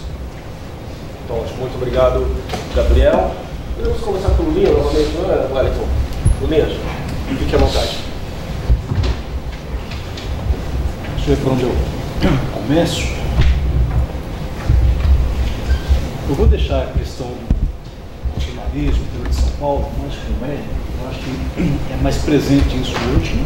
E o sindicato tem uma atuação mais ampla e também com vínculo com a CUT. Eu acho que aí também teve uma atuação em relação às questões do interior, da articulação sindical no interior. Quanto a 79 e 80, houve todo um processo para que houvesse a formação da CUT, né? Então, assim, a CUT, ela passou por um processo de enclates, que é os Encontros Nacionais da Classe Trabalhadora. Depois teve o CONCLAT, que foi a criação da CUT, que foi no Veracruz em 83. A CUT está fazendo 40 anos, né? Em agosto. Então, foi um processo onde teve toda uma discussão, com todo o movimento sindical. Se pensava naquele momento de ter a unificação de todos os sindicatos, né? Todas as correntes, né? Oi? Todas as categorias, né? E para poder chegar na CUT. Quer dizer, não foi um processo tranquilo, foi difícil, os debates foram pesados, né? Quer dizer, teve debates muito profundos, teve mais de um enclate, né? Foi só, acho que foram 3 enclates, se não me engano. E a partir desses enclates, desses encontros da classe trabalhadora, é que foi formado, que teve o CONCLAT, que se formou a CUT. Mas também teve uma outra organização que, você acho que você deve ter trabalhado na formação, sabe? Que era a ANAMPOS, né? Que é a Articulação Nacional da Classe Trabalhadora, ANAMPOS, Movimentos Populares e Sociais, Articulação Nacional dos Movimentos Populares e Sociais, que também foi uma outra organização para discutir toda essa formação da organização da sociedade, da organização das organizações da sociedade, né? Que trabalhava assim, a transformação da nossa sociedade, uma sociedade igualitária, no sentido da democracia, enfim. Então, todo o movimento que havia naquela época, que chegou na CUT, foi no sentido mesmo da transformação social. Ou seja, tinha toda uma crítica em relação à sociedade, em relação ao capitalismo, já tinha toda uma luta além da redemocratização, mas pela anistia ampla, geral e restrita, que já surgia naquela época, já tinha uma luta pela anistia, e que depois veio ter a lei, mas só em 79. E teve a lei, que foi feito um acordo aí com os militares, saiu aquela lei que também não pune, né? Ou seja, anistia também os torturadores. Então, nesse sentido que a gente vê que a CUT ela teve um papel fundamental no sentido assim, de organizar os trabalhadores. Aquela questão que o Hélio comentou anteriormente, né? Que os sindicatos, eles pulverizados, são fracos. No caso da CUT, qual foi o sentido da CUT? Era fortalecer todo o movimento sindical, ter uma entidade forte, uma entidade representativa, que pudesse levar as pautas dos trabalhadores, né, e avançar nos direitos da classe trabalhadora. Quer dizer, era essa a intenção, e a gente conseguiu, de fato, né, construir a CUT, colocar a CUT aí como sendo uma central forte, né, combativa, que é o que nós temos até hoje. Apesar das dificuldades, né, que todas essas reformas, a reforma trabalhista, a terceirização, enfim, a queda dos gastos, tudo isso que o Eric mencionou também enquanto legislação mais recente, isso tudo prejudicou a própria atuação do movimento sindical como um todo, né, e também da central. Né? E é aquela questão que o Eric colocou também, eu acho importante frisar, que é a questão do surgimento da CUT, que foi contra o imposto sindical. Né? Quer dizer, não era algo que a gente defendia, nunca defendemos, que o próprio trabalhador tem que garantir a existência das suas organizações. E é essa a proposta, né, que a gente tinha. Não sei se respondi, né? E quanto à questão do... Bom, acho que vamos falar das 3, né? Quanto à questão do Guilherme, o impacto dentro das fábricas, Guilherme, eu não vou saber te dizer, viu? Porque eu já não estou mais dentro das fábricas, agora, para os trabalhadores, eu entendo que foi assim, um impacto muito grande a questão das tecnologias da informação. E você colocou um aspecto, lembrou o professor, esqueci o nome do professor. Sérgio Amadeu. Então, eu também vi um trechinho, não consegui ver todo, mas vi uma página que ele expôs, né? Enfim, fez uma exposição bastante crítica, bem interessante, né? Mas enfim, então eu acho que a questão central que ele coloca é a concepção de mundo que está por trás, né? Porque assim, a tecnologia em si, ela não é ruim. Quando nós pensamos no avanço tecnológico lá atrás, no desenvolvimento tecnológico, é em função da melhoria das condições de vida e de trabalho dos trabalhadores também. Por exemplo, com a tecnologia, você pode diminuir o trabalho penoso, o trabalho perigoso. Eu acho que a gente consegue fazer se consegue muitas coisas boas dentro das empresas. Você pode, em vez de reduzir o número de trabalhadores, você pode reduzir a jornada de trabalho, mas manter os trabalhadores lá trabalhando em turnos diferenciados. Por que não em dias de revezamento? Enfim, dá para você pensar alternativas com a tecnologia. Você não precisa demitir os trabalhadores, porque na verdade, como a gente coloca, né, que está em função da concepção, visão de mundo capitalista, né? Então o que eles pensam? O que o capitalismo vai trabalhar nesse aspecto?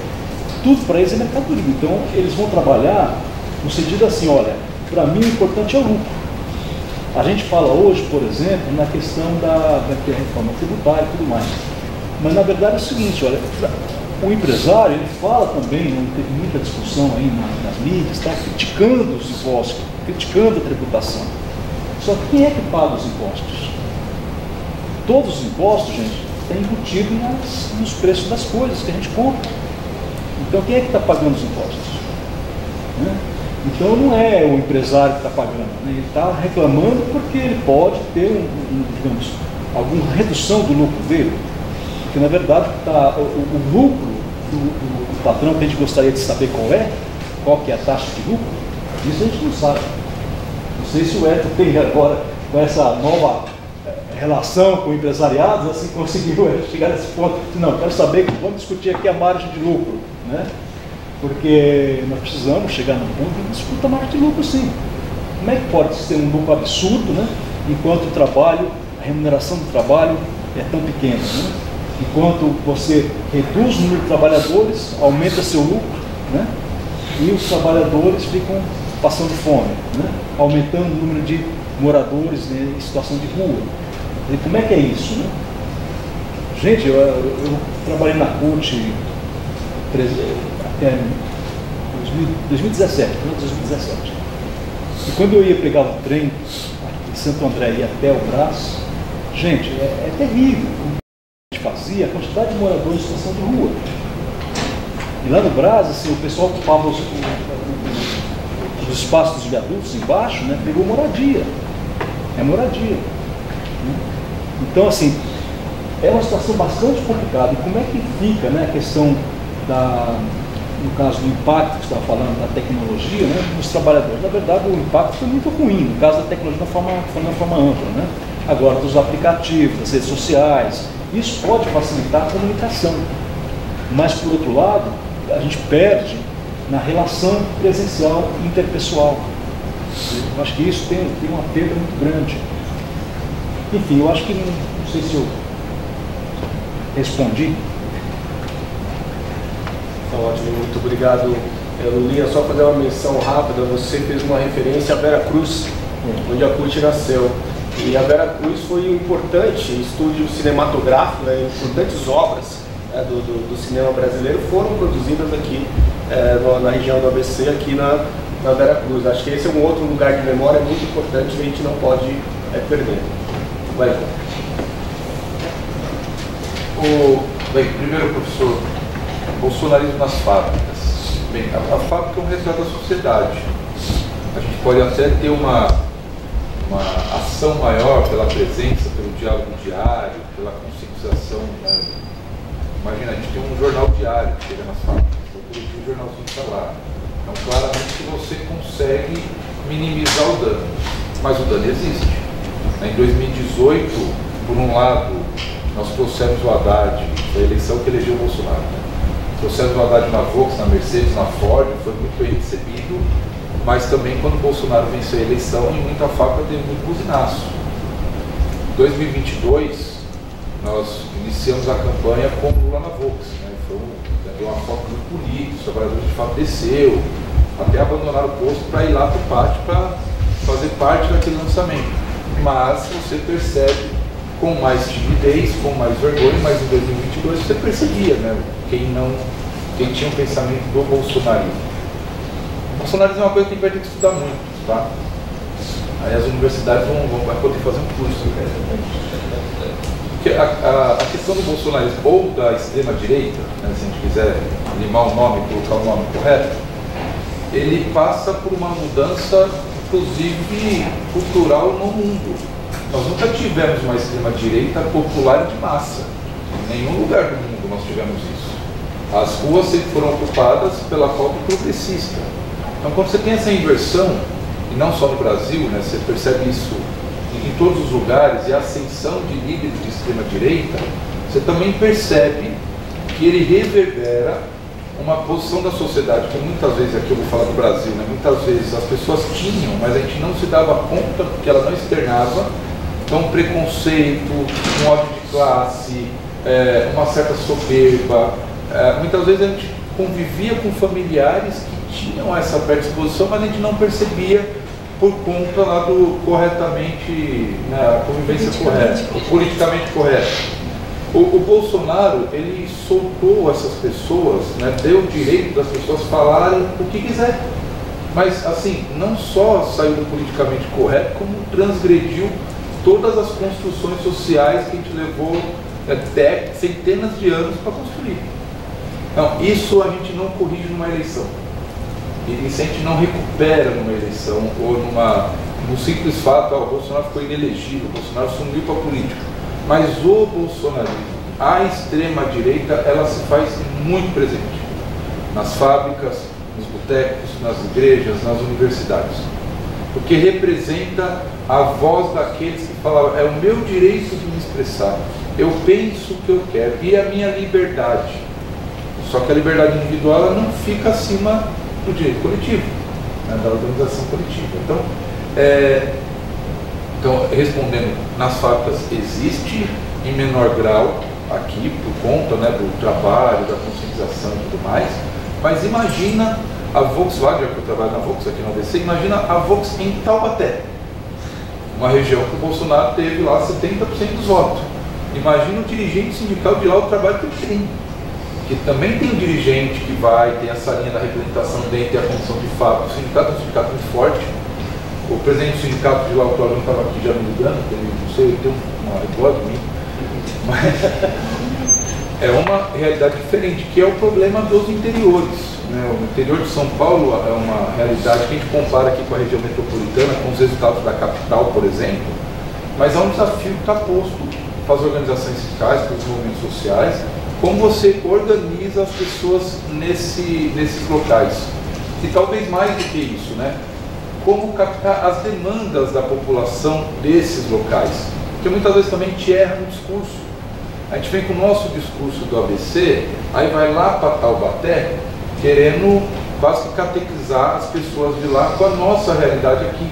Mas é formação diferente, uma cultura diferente, é um ambiente diferente, que a gente muitas vezes não se dá conta.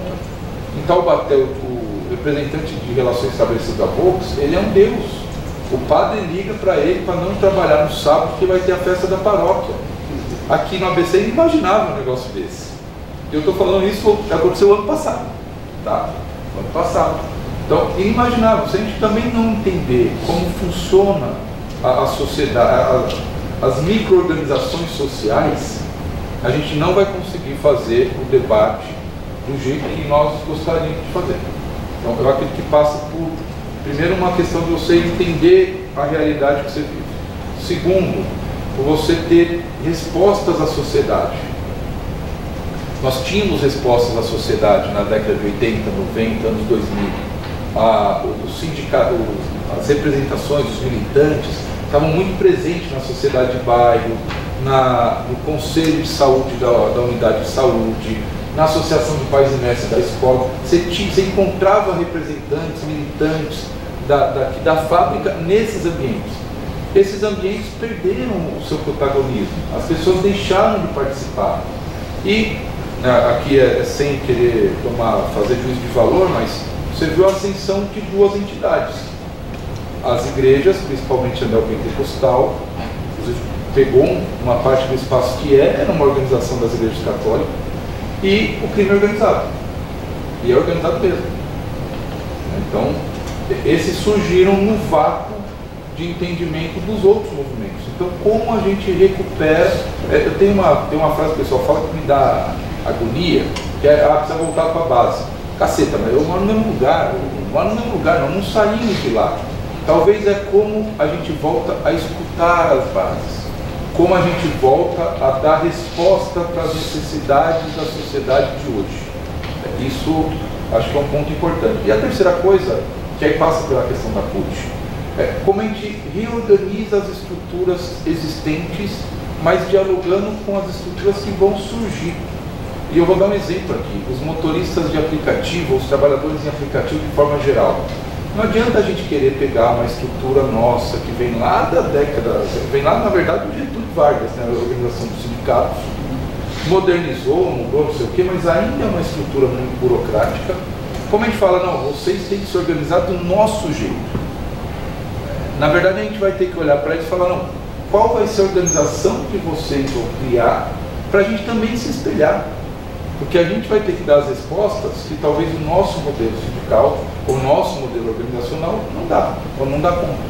Então, a CUT vai ter que passar por essa vivência, não de ensinar, não a relação de falar o que tem que fazer, a relação de escutar e se abrir a modernizar.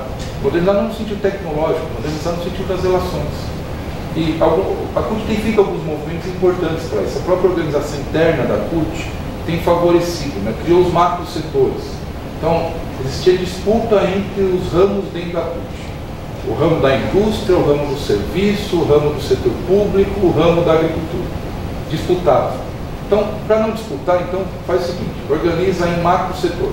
A indústria vai tratar dentro da indústria os vários ramos que compõem a indústria. Então, metalúrgicos, têxteis, químicos, gráficos, costureiros, o campo vai tratar as suas discussões, vai sair propostas de lá. E isso a gente discute depois no ambiente mais macro, para tentar dar mais voz à base. Aqui que eu acho que mora um grande debate. Tá? Claro que isso aqui, professor, dá um curso de doutorado, mas vou tentar no meu tempinho falar um pouquinho disso, talvez provocar mais do que outra coisa. Que eu queria falar rapidamente também sobre a questão do Gabriel, que é um ponto que a Tamara até ri, né? A Tamara é a nossa assessoria de empresa do sindicato, ela ri porque é um tema que eu me dediquei por alguns anos, na indústria 4.0 e eletrificação veicular. Então eu gosto muito de falar desses dois temas. Tem dois aspectos que eu acho que fica aqui de lição para nós.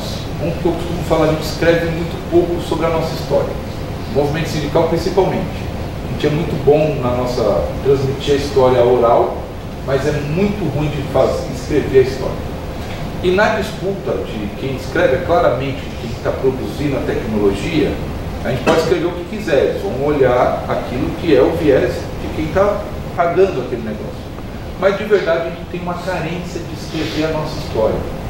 E eu acho que a universidade tem cumprido um papel importante nisso. Né? A gente vê muitas literaturas vindo à universidade contando a história que a gente deixou de contar. Até o resgate da história é importante para isso. Como a gente vai passar essa história se a gente também não souber como escrever elas? Talvez a gente precise aprender com os homens da caverna, né? Eles escreviam lá, deixou um legado para nós, a gente precisa também ver como a gente faz isso. A outra coisa, a mudança tecnológica no ambiente de trabalho. As empresas claramente, né, elas se apropriaram do debate, existe uma disputa instalada no mundo sobre isso, sobre a questão tecnológica. Então você percebe a Alemanha tentando correr a questão de maquinário, você percebe o Japão tentando correr atrás da microeletrônica, mas você percebe uma guerra principalmente entre Estados Unidos e China. E aqui no meio o tal do 5G. O que é isso? É comunicação, é inteligência artificial, é digitalização, é controle de dados. Então eu estou vendo um monte de vocês aí segurando o celular, então só dando informação sobre vocês mesmos. E eu também. Então, quem é o maior centralizador dessas informações? É um carinha chamado Estados Unidos. Não é à toa que eles querem lá punir a Huawei. Toda hora alguém fala um nome feio, mas Huawei, talvez? Bem, vocês sabem o que é. Toda hora alguém quer punir isso, não pode passar tecnologia para a China, não pode deixar eles crescer, porque eles querem ter eles o domínio. Então vai instalar 5G no Brasil, Estados Unidos, que instala, não é o chinês, porque eu quero a informação dos brasileiros e brasileiras. Padrão de consumo, tipo de doença, o que está pensando em fazer. Ah, vocês estão querendo se rebelar? Não, senhor, eu dou um golpe. Vocês estão querendo pegar o petróleo para vocês, para investir em educação e saúde, vocês estão loucos. Isso daí serve aos meus interesses capitalistas americanos. Então, derruba quem estiver na presidência, põe quem tiver para mudar. Então, isso, gente, faz parte de uma guerra que nós estamos vivendo e nós não sabemos, mas é a tal da guerra cibernética. Então, isso eu estou falando das disputas, né, geopolíticas, mas claramente que as empresas têm implantado cada vez mais essa questão das novas tecnologias. Um exemplo simples para falar da empresa, e depois eu falo um exemplo simples da gente. Exemplo simples da empresa, home office. Todas as empresas tinham receio do home office porque ia transferir parte da sua inteligência para dentro da casa do trabalhador, da trabalhadora. A pandemia intensificou esse processo. As empresas viveram o processo e gostaram do processo. Gostaram do processo. Então, é um movimento dentre vários que nós podíamos falar. Podia falar, inclusive, do líder de uma célula de empresa que não precisa mais ir na empresa porque ele controla por aqui. Ele sabe que deu pau na operação, que deu problema na operação, e ele corrige por aqui. E sobre os trabalhadores eu queria falar duas coisas. Aliás, três, rapidinho. Primeiro, nós temos um problema sério com tecnologia. Sindicatos, movimentos sociais, partidos de esquerda, vide eleições. Nós ainda não aprendemos a lidar com isso. Nosso sindicato é muito bom com um papel escrito. Toda quarta-feira a gente vai de madrugada na porta de fábrica, entrega o jornal. A gente tem um jornal diário que roda 54 mil edições por dia. Então nós somos muito competentes nisso. Agora, quando a gente olha, a Tamara vai brigar comigo, né? Mas quando a gente olha para as nossas redes, ainda é muito incipiente. Nós não conseguimos ainda avançar. Então isso é um problema que nós temos. Como a gente também se apropria da informação. O segundo, que é rapidinho, professor, que essa é a questão interessante. Aquela hora, Lulinha, que a gente atrapalhou, que o professor cochichou aqui no meu ouvido, rádio peão. Ah, é verdade. Rádio peão é aquela coisa que existe até hoje, tá? E a gente fala lá, sabe das coisas pela rádio peão, mas antigamente a gente tinha um hábito, antigamente não tão assim pra gente. Isso daí, foi 10 anos atrás, eu fazia muito. Entrava nos banheiros, principalmente quando tinha assembleia para definir alguma coisa, ia nos banheiros ver as portas dos banheiros, porque lá era o melhor chat, o melhor grupo que existia na face da Terra. Não tinha Messenger, Telegram, WhatsApp, melhor que porta de banheiro. Você sabia o resultado da assembleia pelas portas de banheiro, tá? De vez em quando tinha que falar, tem que pintar aquelas portas lá, porque tá falando de mim. Pinta lá.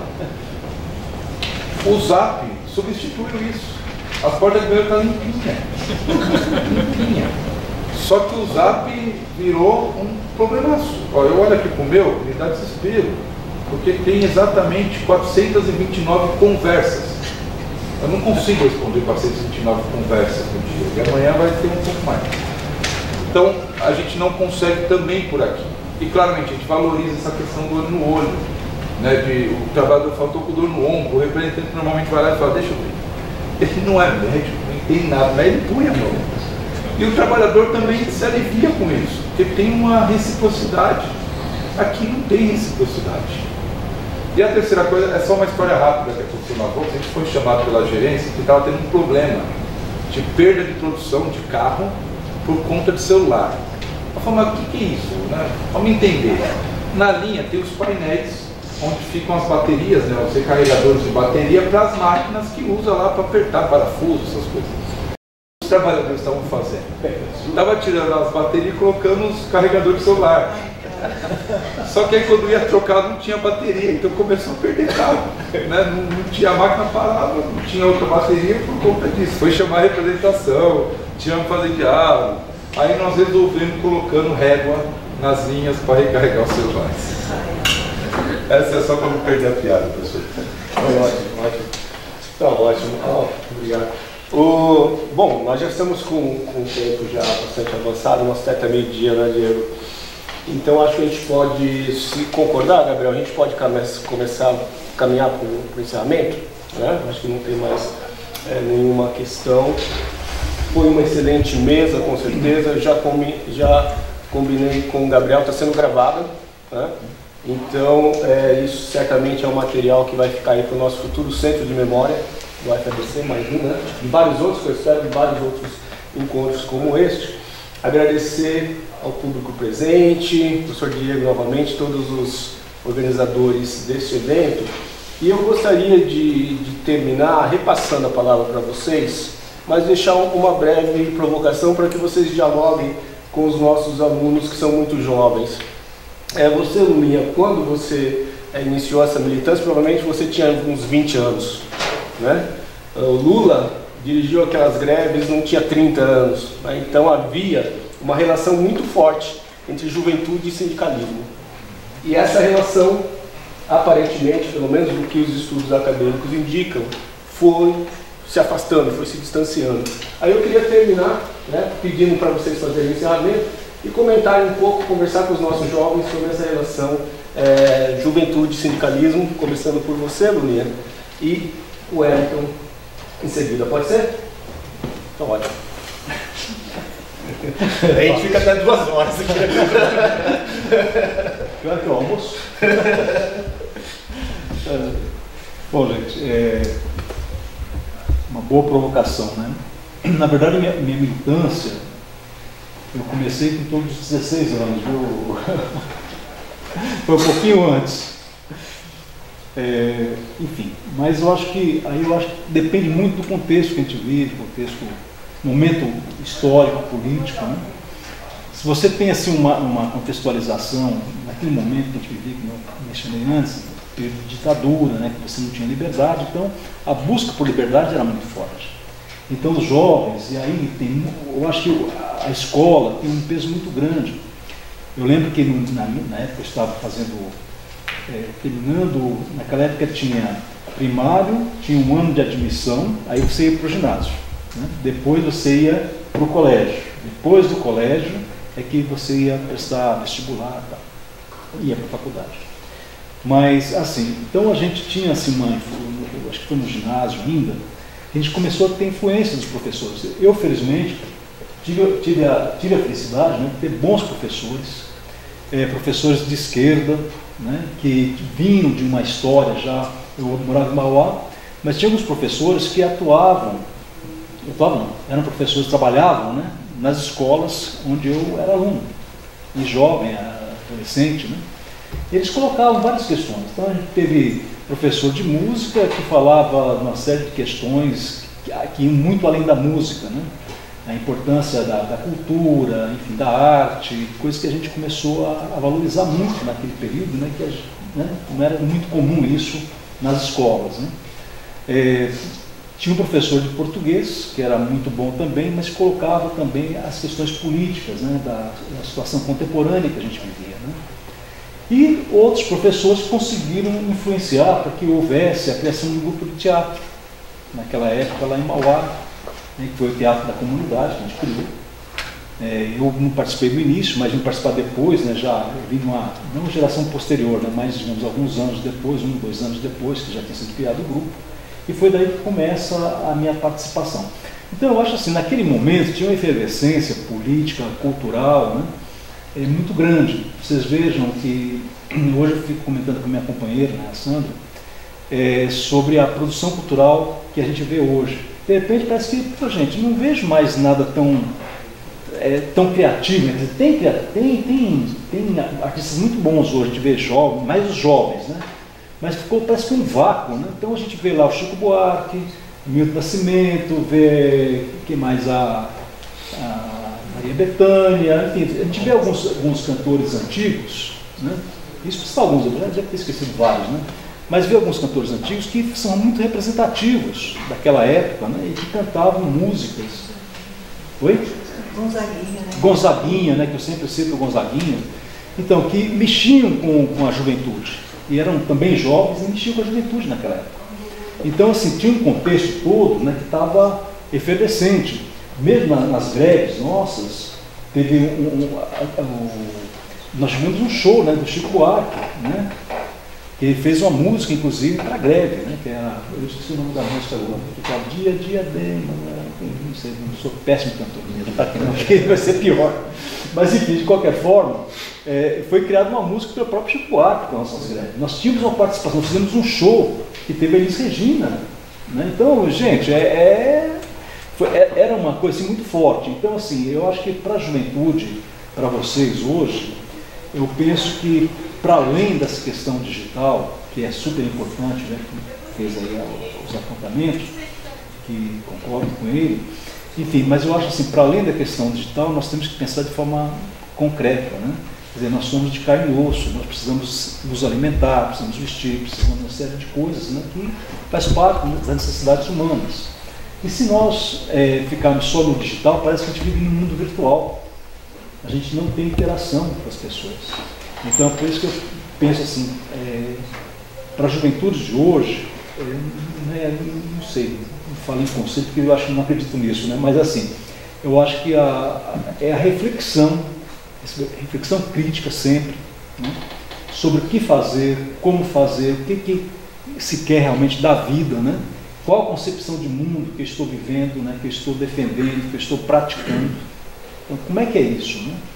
Então, eu acho que nós temos que estar muito atentos, principalmente vocês que estão aqui na universidade, né? Eu acho que pensar esse tempo e espaço que vocês estão aqui, como vocês constroem coisas, né, que são importantes para toda a sociedade, para a geração de vocês, né, enfim, para quem já não está mais na ativa, né, mas, enfim, como é que vocês podem contribuir com toda a sociedade? Eu acho que essa é a questão que se coloca, né, enfim, é um grande desafio.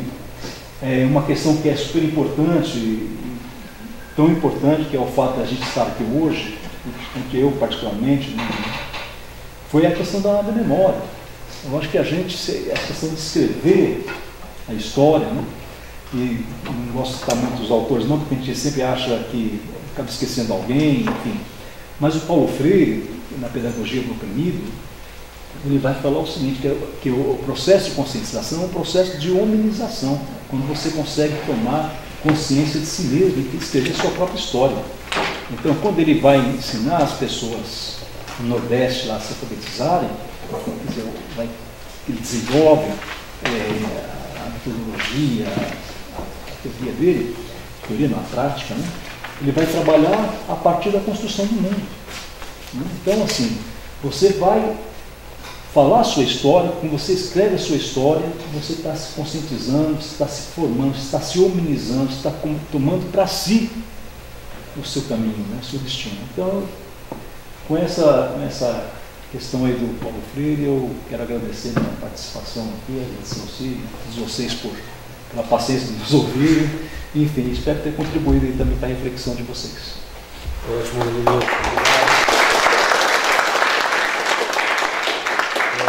E agradecemos. E agora eu passo para o Wellington fechar a mesa. Então, fique completamente à vontade. Obrigado, professor. Olha, do ponto de vista da participação, e aí eu vou, claro, mencionar o sindicato, mas a gente precisa, de fato, ter sentar lá no divã para discutir essa questão das transições geracionais. Porque uma coisa é fato, a gente precisa oxigenar sempre as direções dos movimentos que nós temos. Mas oxigenar as direções não quer dizer que a gente precisa descartar todo o acúmulo que nós temos, principalmente o acúmulo humano. Então, esse talvez seja o ponto que nós ainda não ajustamos. Como a gente faz essa transição, entendendo de quem construiu o que chegou até lá, e claro, o carinho que tem pelo que foi construído, mas entendendo a parte afoita do jovem que está chegando, e que essa parte afoita é a parte importante, né? Esse potencial de transformação, esse questionamento, né, que quer mudar um modelo, isso é o que vai somar para a gente continuar mantendo aquilo que está deixando, o bastão está sendo passado. É muito fácil falar, é muito difícil construir. Então eu acredito que isso seja um processo que a gente precisa se debruçar mais de como fazer essa transição e uma transição respeitosa. Eu falo isso muito à vontade porque nós estamos num sindicato que faz essa transição. Você vê ao longo dos últimos anos quantos presidentes passaram pela direção do sindicato, mas quantos dirigentes mudaram na direção executiva do sindicato e nas bases. Eu tenho 38 anos. Hoje, o nosso sindicato, eu sou considerado jovem para a direção do nosso sindicato. Mas comparando com a época do Lula, esse período Meneghelli, Vicentino, o trabalhador saía da fábrica direto para a direção do sindicato. Então, você pega o Marinho, ele foi muito jovem, ser tesoureiro, ou isso. Hoje não, nós temos um acúmulo de formação muito maior. Então você pegar, eu vim para o movimento sindical com 22 anos. Então eu fui representante interno, depois fui coordenar a representação interna, depois vim para o sindicato, discutir indústria, agora administração. Então é uma construção de quadros jovens, mas que você vê quantas coisas eu passei num período curto. O problema talvez das nossas instituições sindicais seja quando para o dirigente lá e para por longos períodos. Porque talvez aquele dirigente que era muito bom, muito aguerrido, ele caiu numa acomodação e perdeu a interlocução com a sua base. Porque, sinto muito, as coisas mudam muito rápido. Então, o linguajar que eu usava na fábrica um tempo atrás, hoje já não se usa mais. Hoje eu chego na fábrica, eu vou muito para a fábrica, tá, gente? Vou muito para a fábrica, até para não perder essas referências. Mas o pessoal chega e fala uns termos que eu falo, mas onde esse cara tirou isso? Semana passada ele não estava falando assim. Mas já mudou o linguajar. E passa um mês e muda de novo. E você fala, pô, mas agora que eu aprendi a me comunicar, você mudou de novo?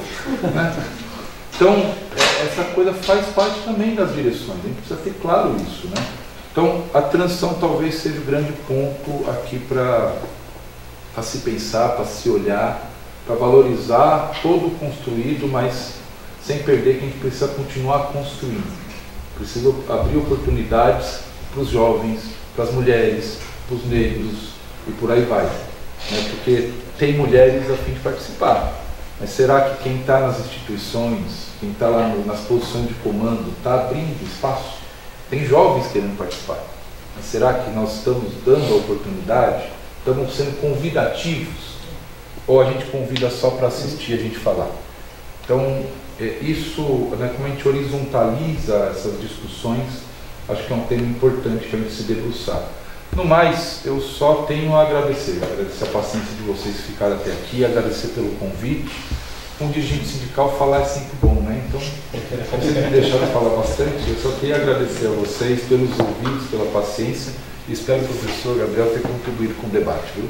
E claro, deixar aqui o convite, que é um convite perene, As portas do Sindicato dos Metalúrgicos do ABC estão sempre abertas, Sintam-se parte daquele sindicato. Aquele sindicato não é um sindicato só dos metalúrgicos, é um sindicato de todos aqueles que lutam por melhores condições de vida da população. E nós temos um centro de memória lá, fica também um convite para vocês conhecerem, conhecer o sindicato e passar lá um dia com a gente, tá bom?